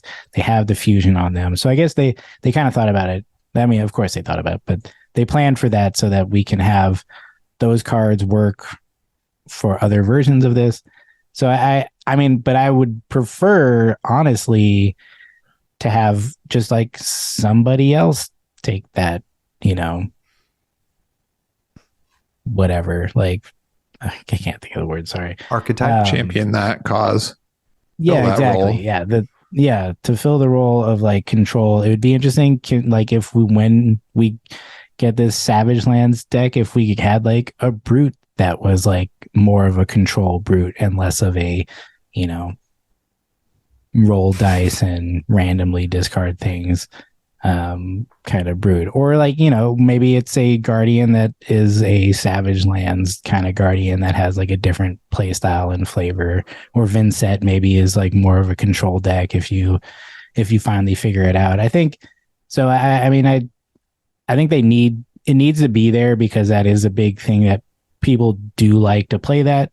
It does kind of self-balance the whole game. If everybody's just aggro, then there's not much to do other than calculate who can do the most damage the fastest. So it'll be interesting. And my guess is that they'll introduce something else that throws a stick in the spokes of what aggro is and how people have to think about approaching the game. That's right in the spokes. I think when you do it to yourself just to see if it works. She's I think that Uzuri fills that role really well. Assuming that they support her well enough and, give her the card she needs to stay relevant. But it is a very disruptive deck. It is good into even a deck like Lexi that is super powerful. Uzuri is like quite good into, and to me, Uzuri is it's like a good control fatigue deck that is not overpowered. It has its own weaknesses, which I like, right? Like you could argue some of the problem with Oldhim was that, well, you can just do 10 dominate when you get to keep your cards, or Winter's Wail and Crown of Seeds and the hero power is just like too much, or, but I think that so far Uzuri is a very cool hero who has, filled that role fairly well. I will say, as a player who has come around, like I started out playing Azalea, then I played Lexi, and I've kind of like just skipping over Levia and Dromai. Right. People are going to be mad at you. Dromai's coming up. You're the hero of our podcast, so I don't. Hey, thanks. Yeah. Well. And Levia in an aggressive build. I've always liked games where I'm dueling with my opponent and I interact and we make exchanges and you like outmaneuver them and win that way. I have no interest in fatiguing my opponent or just blocking and swinging a club for 55 minutes.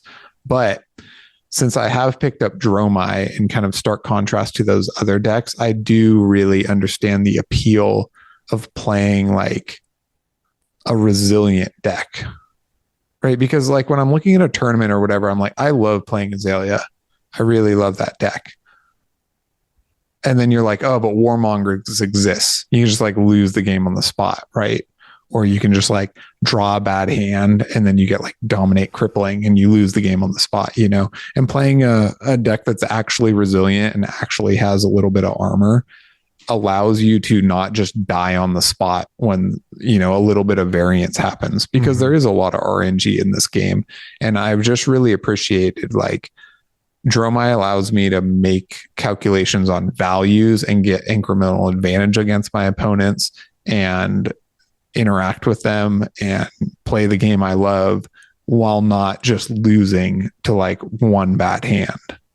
And there's a lot of parts of fatigue that I don't appreciate, like I said, just the monotony of it or the fatigue aspect or whatever. I've definitely grown to appreciate like why a lot of really good players like gravitate to Oldhim or decks like that, because you take some of the variance out of the game and it's less frustrating when you have more agency over the game you play. So I think that control-esque decks or more defensive decks definitely have their place and their role, and I can see why they're enjoyable for sure. Yeah. You just it gets too boring if they're too good. Totally. But I think they're definitely healthy. I think your point about Uzuri be fitting into that sort of role, I mean, trying to be as objective as I can here as a person who likes the assassin class.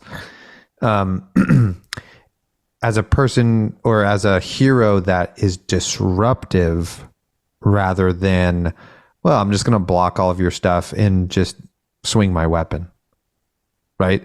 Is I think, kind of what you're getting at is a more exciting way to kind of be that third deck in the triangle that, is trying to take decks that are unwilling to block or just want to vomit damage onto the board, trying to take them down a peg.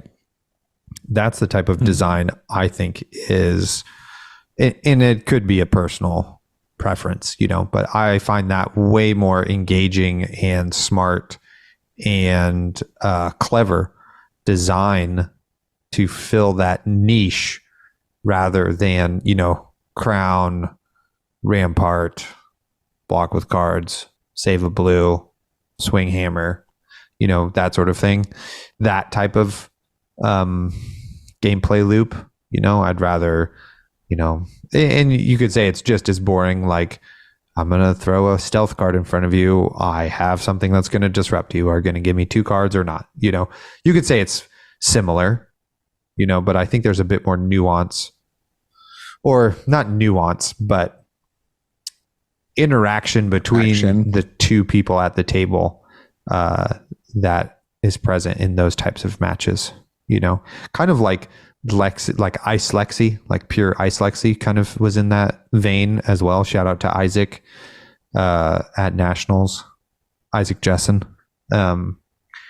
Thanks, bro. Yeah, totally. Even Icelander fits, I think, that role as well, right? That is kind of this semi-control, semi-disruptive deck that can kind of prey on decks trying to get too fresh. You know what I mean?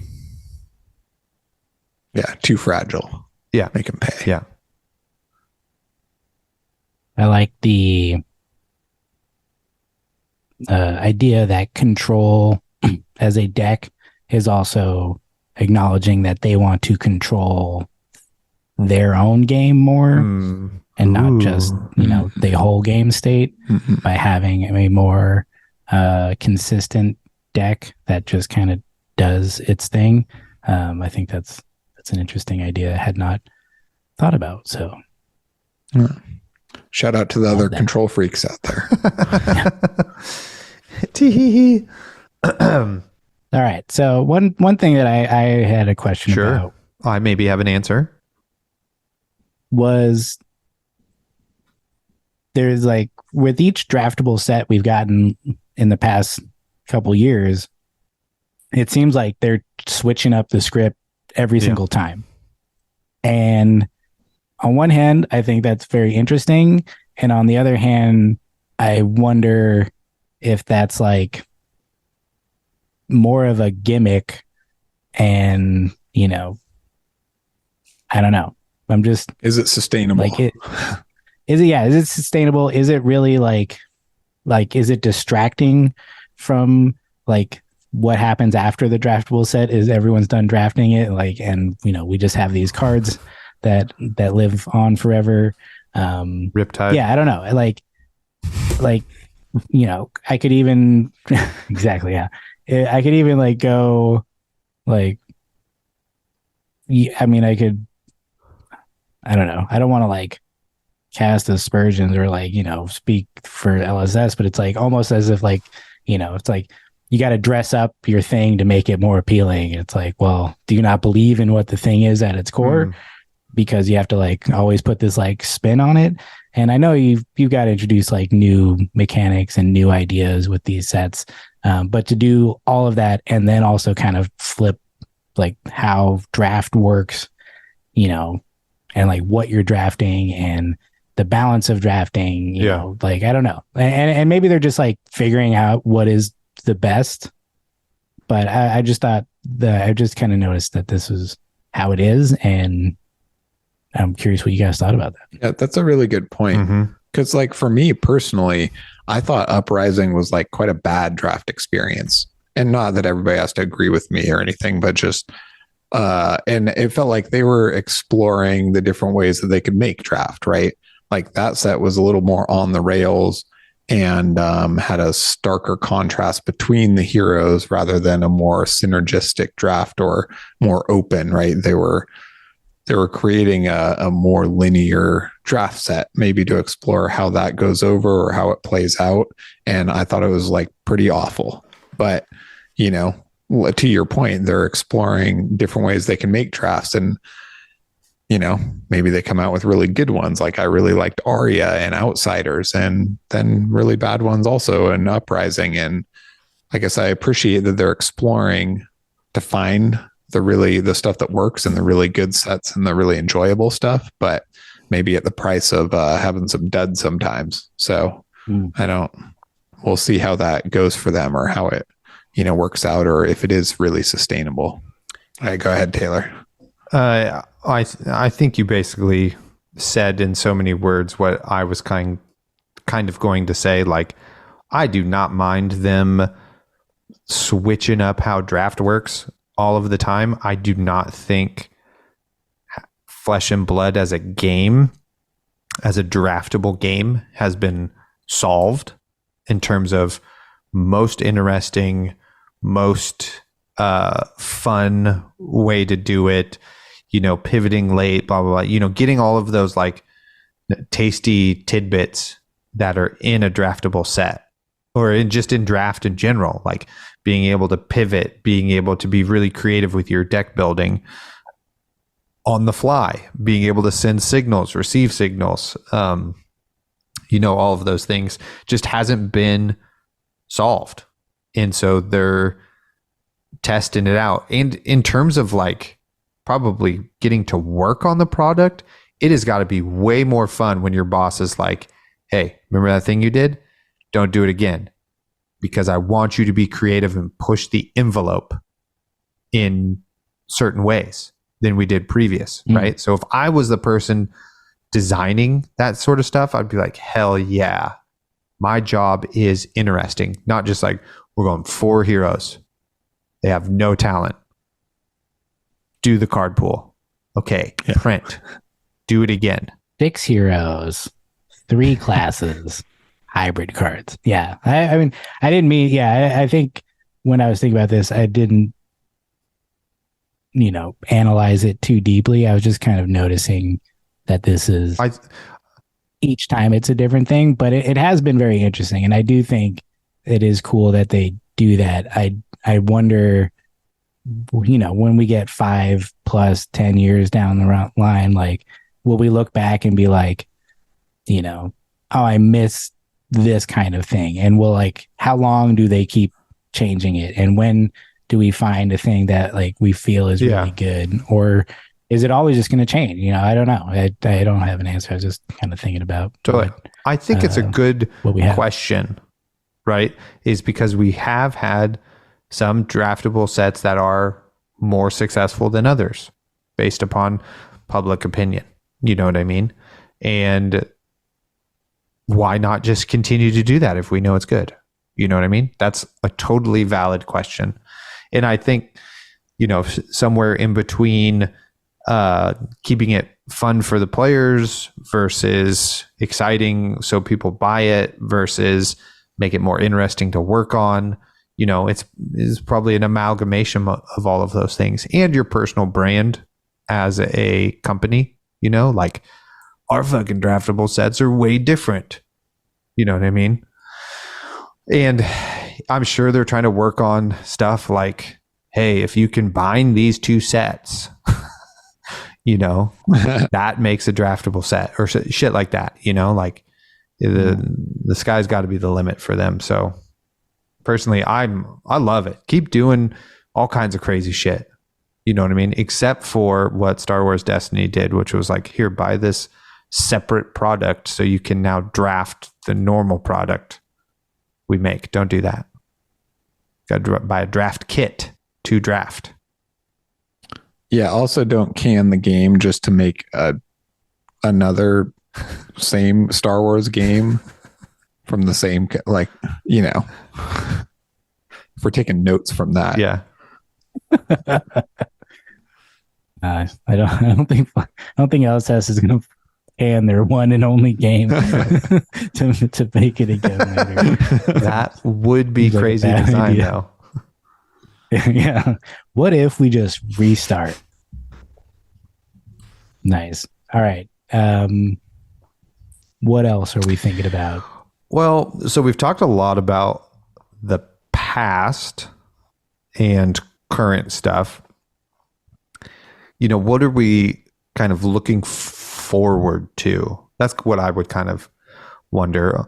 I don't have a ton of thoughts in this realm. I am very much looking forward to Bright Lights and the exploration of crack shuffle play, which we got to come up with a better name for that, like turbo sealed or something would be great. Maybe somebody's already used that. I love that. Yeah. Or like, I don't know. Boost sealed. I don't know. Anyway, I'm very excited for that, right? That little extra nugget of play space that they have created. So yeah, what about you guys? I have always thought that I've always been the most afraid of the design space of Mechanologist. So I'm hoping they really nailed this set, right? Because in the past, like Dash is the only hero that makes like an uninteractive board state, right? I mean, even Prism, you could like spend an action point to get rid of an aura, which was obscenely expensive and made for an unfun game state. But Dash just makes items that you can not interact with and get slowly more powerful. So in terms of upgrading Mechanologist and giving her more cards and making multiple Mechanologists, I always thought that was kind of the most dangerous in terms of design space. Because if they get it wrong, then it's just like an inevitable, uninteractive build, and then Iron Man smashes your face, So I am looking forward to playing limited with this set. I think it will be quite fun, or it looks quite fun, even if I'm not into the flavor.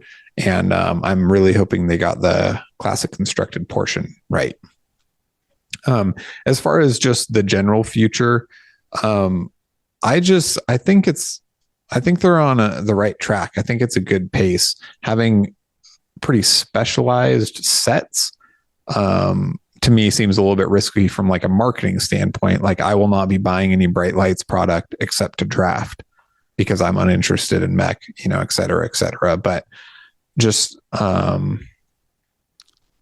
bringing up what I discussed earlier about how I think that they're trying to like even the game out a little bit and make it a little more balanced and more playable for multiple heroes instead of like more cracked and more exciting, I think is the right path. And I'm just kind of looking forward to seeing that play out and when they get to where they're trying to take it to.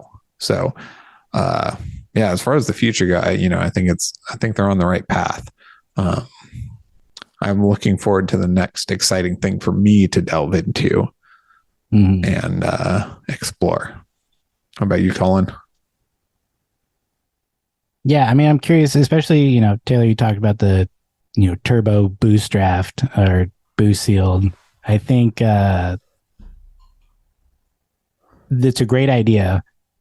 To replicate it, it seems like you need a single class set every time. Yeah. So will we get that again? Will we get it the next set?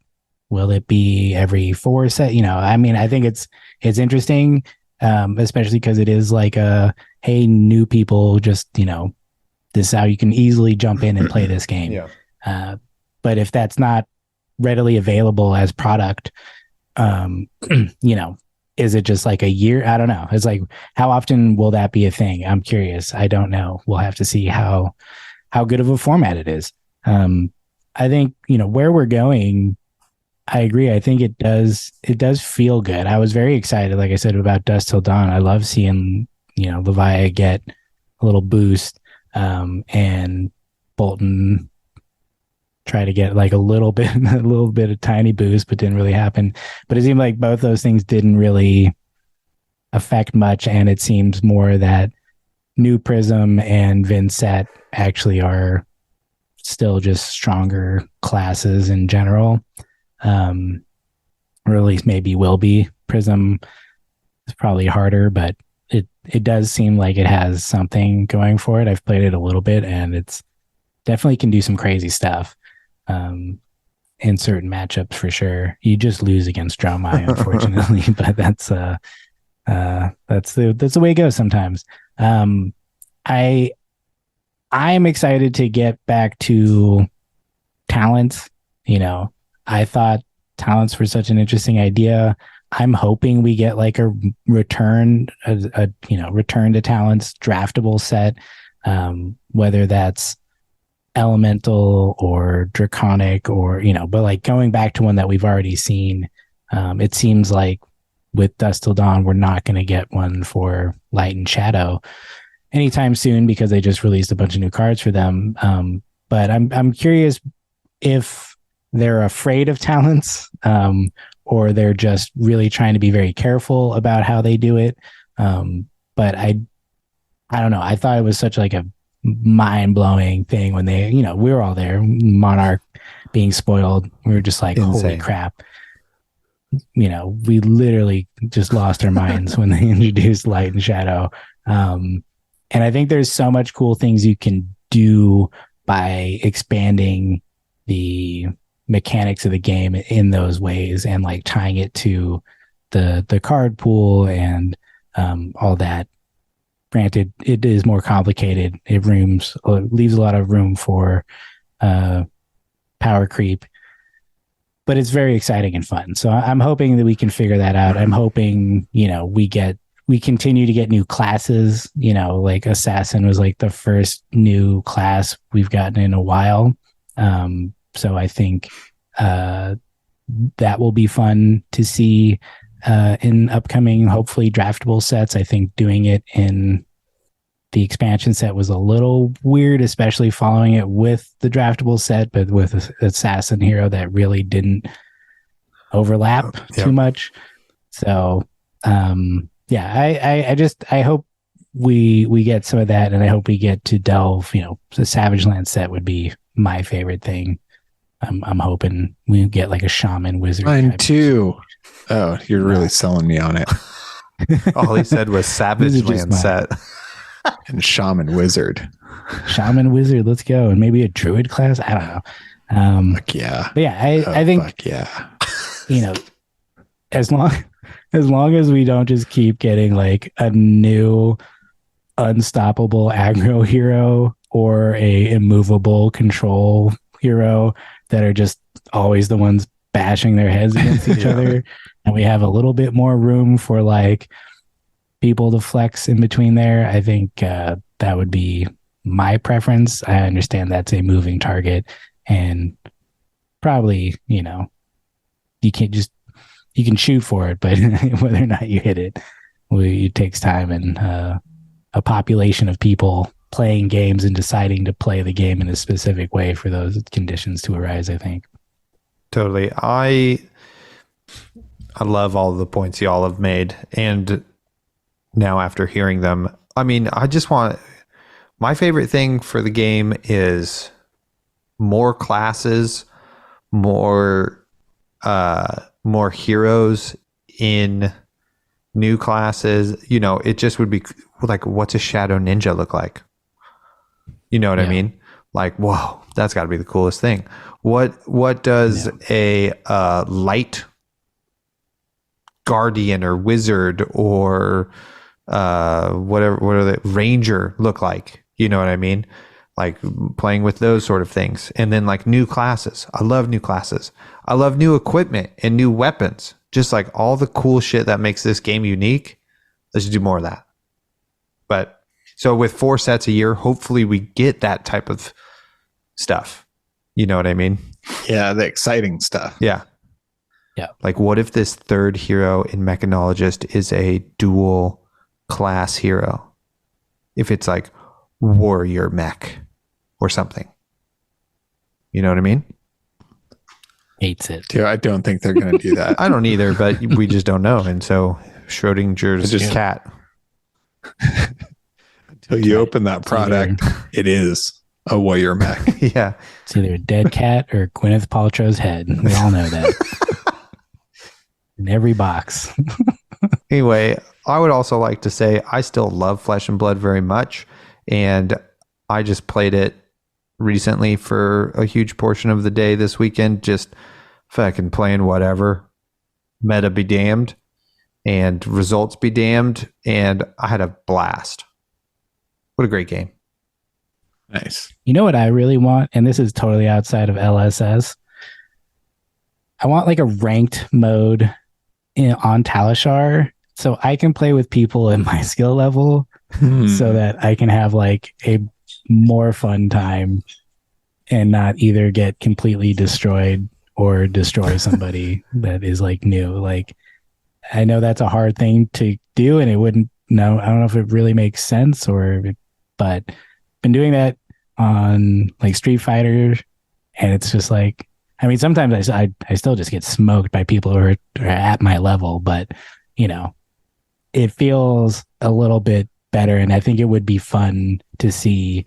It actually probably would create like an interesting community around that more specifically, because right now it just feels like it's kind of this anonymous zone where you go and you play and you test stuff, but no one's like really like public about it too much, I don't think. So that's something I was thinking about, but it's a whole other thing. It's a whole other thing. Yeah, I think ranked play would be great because everybody wants to play somebody near their level, Yeah. Like, I know I'm not the best. I don't need to play the best players. It's not going to make me better to play them right now.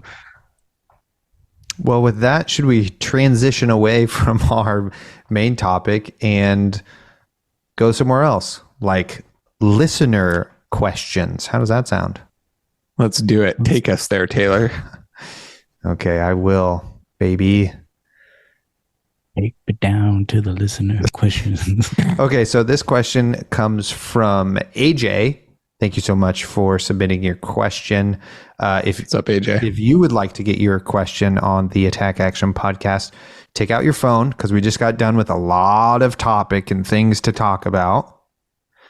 Record a voice memo and then send it to the Attack Action Podcast at gmail.com, and we will play it live on the air like we are doing right now with AJ.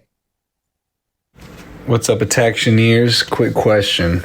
You guys spoke about how the Guardian, quote-unquote, approach to FAB with the latest Fatigue Briar matchup in Charles Dunn's list appears to be a reliable way to play the game. How do you guys feel about Vincent potentially filling that role as more of a, I can block well, cheat on my resources, and send relevant attacks as needed to get there on hits or whatever, as sort of a longer, more control-y style Rune Blade versus what we've seen in the past? Okay. Hell yeah. Thank you so much for your question. Great question. And topical to today's episode, potentially. True. Thoughts? Yeah, I mean, I think that idea has some legs to it. The Rune Blade has access to great blocking equipment. They have a armory of different weapons. Probably Vincent's like, the flail might not be the best one for that, since it, actively hurts you, but it could still be good. But yeah, I mean, I think what we talked about in the episode was like having a weapon and being able to block well and having good armor. Like the cheating on your resources part makes that even better, and the disruption from some of those new Shadow Rune Blade cards also doesn't hurt. So yeah, I love this idea. I don't know if how viable it is, but like Colin said, you do have great weapons, right? You could run Dread Scythe or something like that, or you chip damage and demand cards out of their deck. You have access to 2 different class defense reactions in addition to all the generic ones, and a pile of armor. So you block really, really well. So with the great blocking, good weapon, and the ability to bank resources in the form of rune chance for when you can, for picking your windows, I think that all of those components are a really good recipe for this style of deck. So good luck. Sounds like fun. As the resident Rune Blade / Shadow Rune Blade player here, I'm going to weigh in with an authoritative take that cannot be fucked with, because I said so. It's possible. The hurdle you have to get over, though, is that like you can't save a card to swing your weapon after you block with 3. Because it'll just get discarded. And so if you leak a little damage by playing 3 or blocking with 3 cards and then banishing your 4th card, and you don't have enough rune chance to then play it, you will leak damage quite a bit faster than other heroes who have filled this role. So it won't be, I think, the traditional, like we talked about earlier, Oldhim, crown, shield, block, hammer type. But the fact that you do get access to a big attack at a discount with rune chance means that some of your, as the Arsenal Pass podcast likes to say, evasion comes from the split damage of some of your attacks. But, Husk is a huge card, and like Colin said, you have a lot of armor and that sort of thing. And there are quite a bit, there's some block for 3 non-attack actions as well. But you don't even really need that many non-attack actions in Vincent. So it's very, very possible. I think it's a really underexplored deck. And where I landed at the end of my Vinset run was in a Go Tall Vinset deck that started to feel a little bit better than trying to get to my weapon each turn. Felt less fragile and was like pretty sick when you come in for 12 off of one card you banished. It's like pretty disruptive too. Like if you can save 2 cards and then attack with a 6 attack and a rune chant, and then if either of those deals damage, your opponent is disrupted, is like, I'll just say from the other side of that, very annoying. Yeah, I mean, widespread ruin is just banish a card off the top, which is middling. Widespread destruction is from your arsenal, which is pretty good. But a lot of times they'll play like a defense reaction, maybe. It's pretty good against Ranger for obvious reasons. And then widespread ruin is the best one, obviously, because you just strip a card from their hand. But if somebody's willing to just block these attacks, it's hard to deal damage. So, anyway. You actually can block with 4 cards if you use the flail, because you just use your health as a resource. Yeah, that's true. And are they going to block 1 40 every turns time? later. If you're like against a class that has a lot of armor, yeah, they just are like, I would love to block this with a piece of armor and for you to lose 1 health. That's and true. for me to lose no cards from hand. So, yeah. I like the idea, though. I think there's something there. It might not be true Guardian. It might not have the same value, but I think, Vinset definitely has some interesting potential there. Totally. Oh, wait. Do you guys... Oh. Do you guys smell that? Oh, that smells like a different type of flavor we haven't had in a while. That's right. We're into our favorite quiz show segment. What flavor is it? It's like, how did you spell that I farted over here? I could tell by the look on your face when you kind of squinted one eye. Okay. Welcome to What Flavor Is It? This is a quiz show based on flavor text in the game Flesh and Blood. No. So how this particular one is going to work, it's going to be all from the set Dusk Till Dawn. I have 8 questions here. You each will get a chance to answer each question. Please have either your cell phone out or a piece of paper, because you will answer them simultaneously, and then we will reveal your answers one at a time. Are you confused on these rules at all? This obviously would be best if you had a whiteboard. That would make it the easiest. I think I know it. Do I have to know the name of the card? Potentially. Or is it multiple choice? It's multiple choice. So all you got to do is just make sure you put down your answer. I've got a pad. Perfect. I'm ready. Isaac, are you ready? No. Don't do it in our show notes, because I'm looking at that. All right, now I'm ready. Let's do it. Okay. What flavor is it? Number 1. Which of the following quotes is not from Prism? Okay, which one is not Prism? Is it A, hold fast onto hope, for hope is life's vessel? B, windstorm of whisper, nightmare of scripture, stories strengthen us all?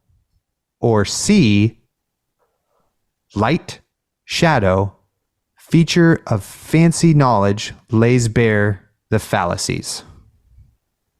So, is it A, B, or C that is not Prism? Bonus points if you know what card these are. I'll give you a few seconds to think about it as I talk here in the microphone, so there isn't silence as you both think. We know what all 3 cards are. Well, just bonus points. I do not know, but I have my answer ready. I have my answer ready. Okay. Colin, what is your answer? It's A. Okay. That is correct. Badink. Ooh. 1 point for Colin. Isaac, what was your guess? I guess I also guessed, no, I guess B. All right, 1 point for Colin. That is Bolton from Figment of Protection. A, hold fast onto hope, for hope is life's vessel. That sounds like a Bolton thing. He's got to hold on to hope because everything else is kind of grabby. The other two cards are B was Figment of Tenacity and C was Figment of Erudition. Both Prism quotes. Okay. Colin's in the lead 1-0. On to question 2. Are you ready? Yes. Ready. Which of the following quotes did Bolton say? Is it A, it is our passion for peace that drives us into the horrors of war? B, fascist. we should stand in exaltation upon foundations laid in faith. Or C, fear is bred in the shadow, bravery is born of the light.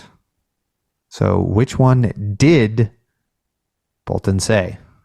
Was it A, B, or C?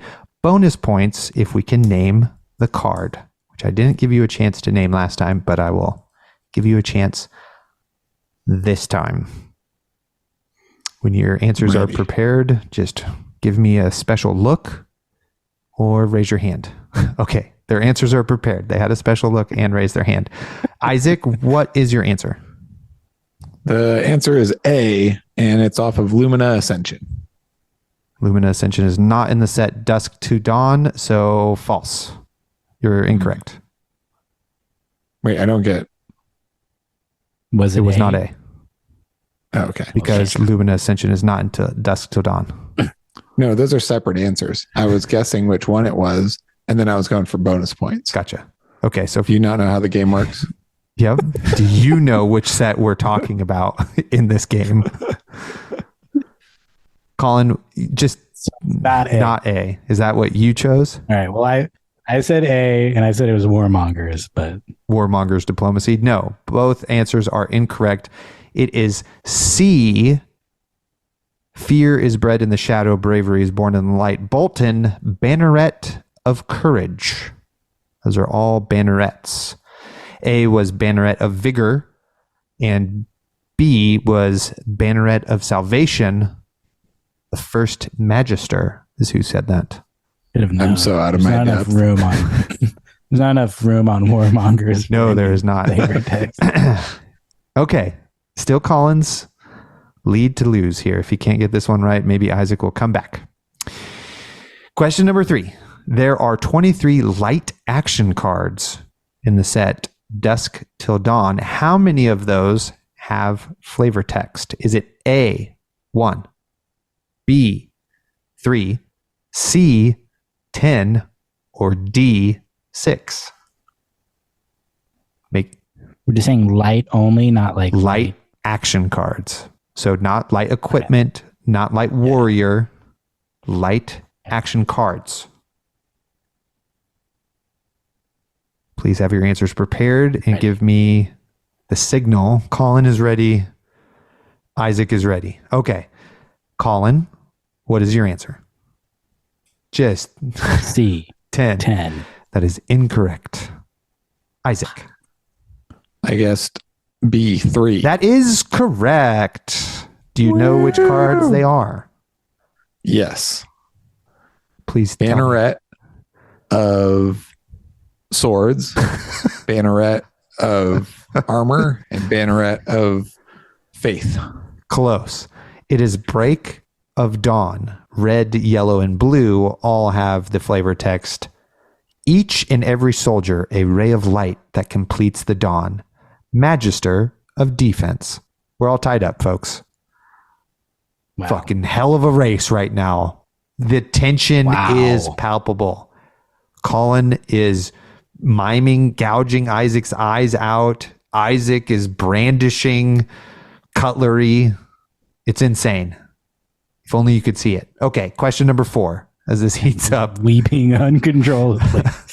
There are 25 Shadow Brute action cards in the set Dusk Till Dawn.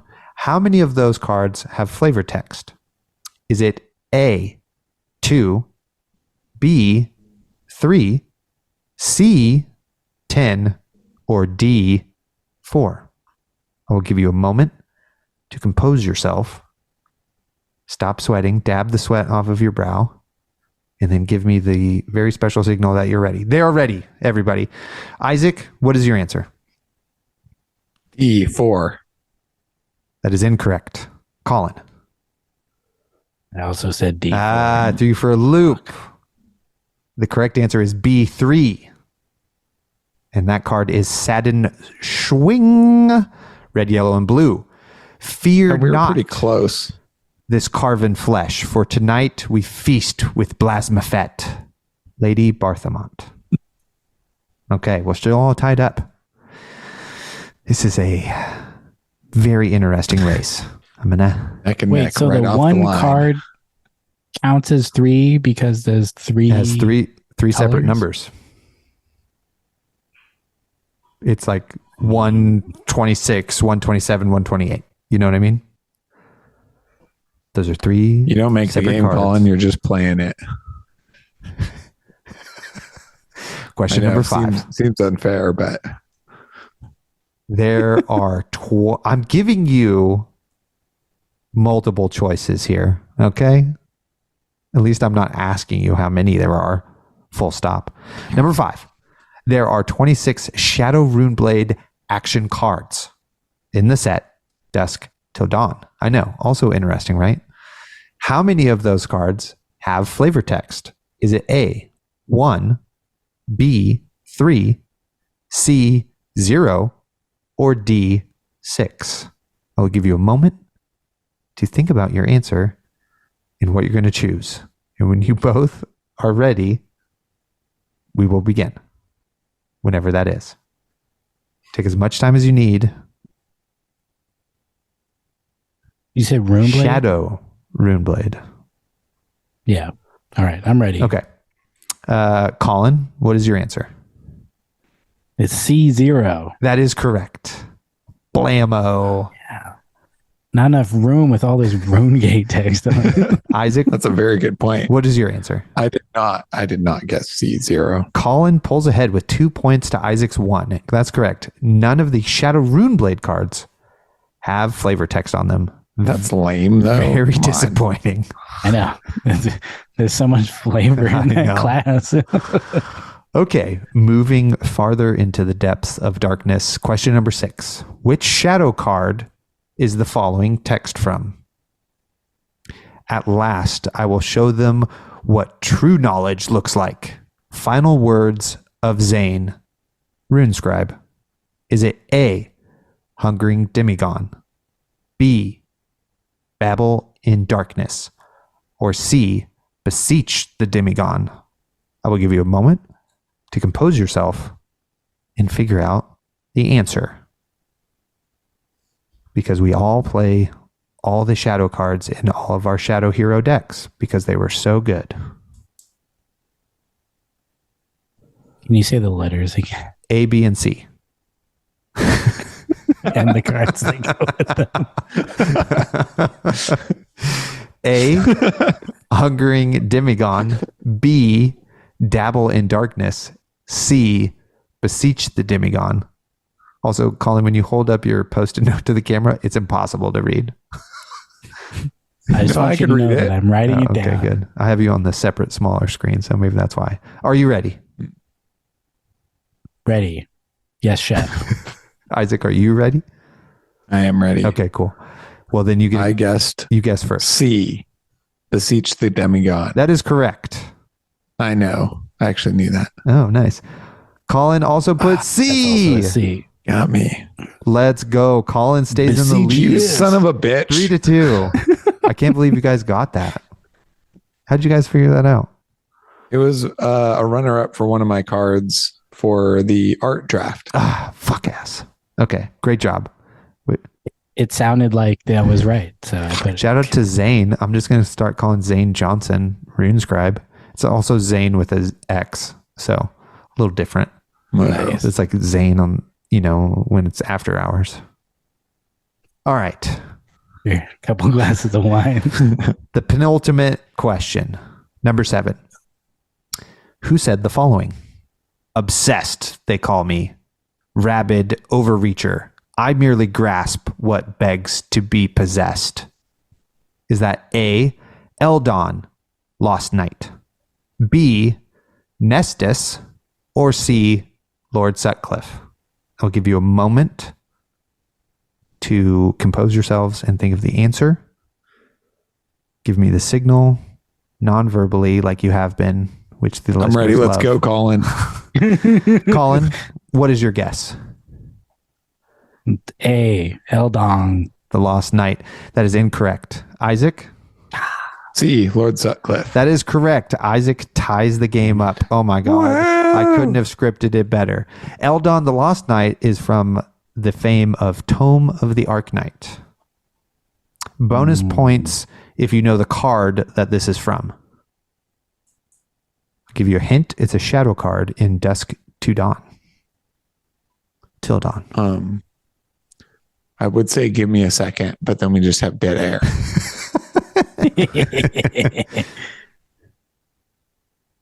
It's fine. Damn it. Grimoire. I know this. I'm going to say Grimoire. That is not. I don't. That is incorrect, Colin. I need more time. I'm Well, out you of can't time. say it's incorrect before he guesses. It's definitely not one- Grimoire. That one piece of equipment he won't have to worry about. Offhanded equipment. It is the card Tear Through the Portal. Where's that what you had in your mind's eye? Yep. Hey, I couldn't remember. Nestus is from the card Void Wraith, which shout out to past sets. Shout out to Void Wraiths. Shout out to over. Void Wraiths. Okay, it's all tied up 3 apiece. It comes down to this final question. Number 8. True or false? Come at me, Colin. Both generic cards, Censor and Hold the Line, have flavor text. Both generic cards, I'm ready. Censor and Hold the Line, have flavor text. True or false? Ready. Okay. Isaac, did you go last? No. Yes. I'm ready. Okay, go ahead. I'm going to say true, although I had reinforced the line in my mind. So maybe I'm wrong. I also said true. You are both correct. They both have flavor text. Censor reads, still your flapping flesh, the rasping of sinuous chords. Those words were never meant for such as you. And then Hold the Line I reads, read that on our art draft. yeah, totally. United we stand, divided we get our damned faces eaten off. Various bold stride. That's correct. Wow. That's another one of those good names. Well, congratulations. In what flavor is it? You can tie. And you guys have both tied. Sounds great. With 4 apiece. I think Victor Goldmane and Barris Boldstride are probably best friends. one would hope. All right. Well, thank you for participating. I had a ton of fun coming up with this. I hope you, the listener, loved it as well.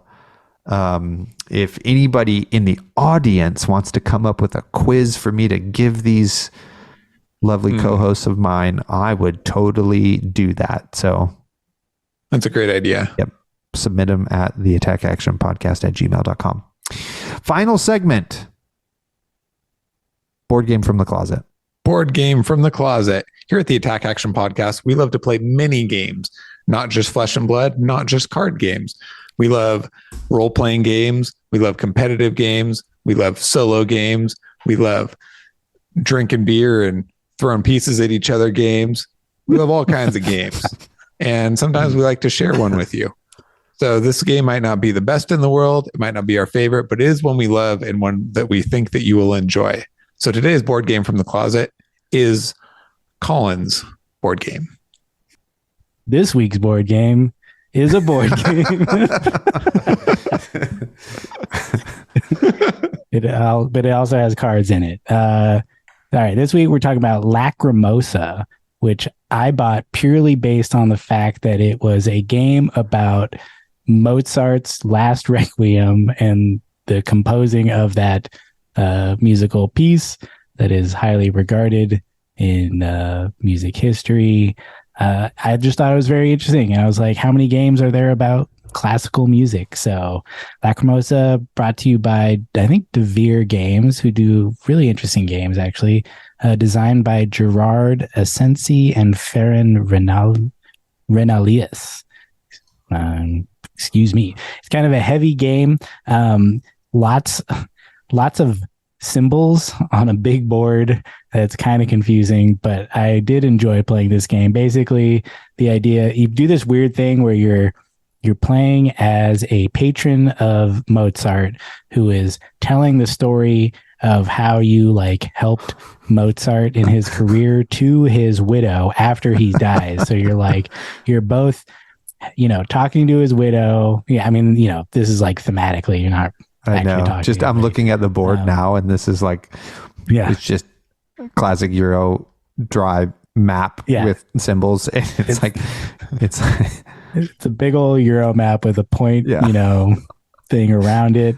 And then, but at the bottom is a musical score so you're like telling this story, and then you're also like commissioning composers to finish the Requiem because it was unfinished at the time of his death.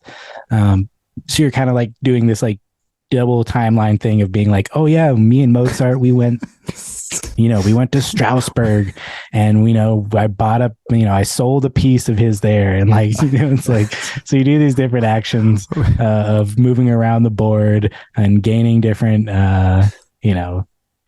resources. I mean, it's kind of a pretty cut and dry Euro, but it is the flavor and theme of it is very fun. It looks pretty. Like music and music history. It is very pretty. And the way you select your actions is you have 8 cards, and then you slot them into your player board on the top and on the bottom. And so the cards have like a top and a bottom. So when you slot them in, it only reveals that bit, and then you do the different actions. I kind of forget it's like you can gain resources for them basically, or take the actions if you put them on the top. So you kind of like, move your resources around, and then you move around the table, and you try to like, basically point salad at the game, end of the game, where you have helped so much, like with the composing of the piece. You gain different resources throughout the game. Like it's pretty funny because you sit there, you're just like saying the names of the actions that like, have no correlation to what they're called to what you're actually doing, other than the composing part where you do place little pieces on like the musical score at the bottom. But yeah, it is one of those things where you feel it's just silly because of the nature of it, which is inherently fun if you like that. It is a bit on the heavier side, and it's like kind of a big game, but that is Lacrimosa. What got me giggling is that you said you're just like retelling tales to his widow, and you're just like, they can go wrong. Like, oh yeah, and this one time Mozart just fucking got so wasted, and he fell in some pig shit, and I had to hose him off, and it was so funny. Anyway, your beloved husband was a dear friend of mine, and changed our world forever. Sorry. It sounds to me like you're trying to smooze this widow for some of the Mozart money now that he's gone. That was my first thought. Like, yeah, it basically is that. But it's not about the money. It's about being recognized as like the person who contributed most to his career. By being. It's like also a part so of his life. Like so Victorian era. Like court bullshit. Yeah. It's great. The pieces look awesome. I love the little stuffy dude in a wig who's like on the board looking at you. That's Mozart. I know. I love it. Great. It's great. Anyway, cool. I'm gonna buy this. Yeah, seems great. Nice. That's this week's board game from the closet. Love it. Well, thanks everybody for being here on our episode. We really appreciate that. Get those questions in, get us a quiz to play on the show, like and subscribe, blah, blah, blah. Thanks, Colin and Isaac. It's great to hang out with you all on this afternoon. Appreciate it very much. And we'll see you in the next episode. Thanks, everyone. Take care. Bye. Bye. Thank you for listening. You can find us on YouTube, Facebook, and Instagram at the Attack Action Podcast. On Twitter, we are at BattleBro Taylor and at BattleBro Isaac. Shoot us an email, theattackactionpodcast@gmail.com. If you would like to support us, like and subscribe, shop for singles using our affiliate link, or support our Patreon for as little as $4 per month.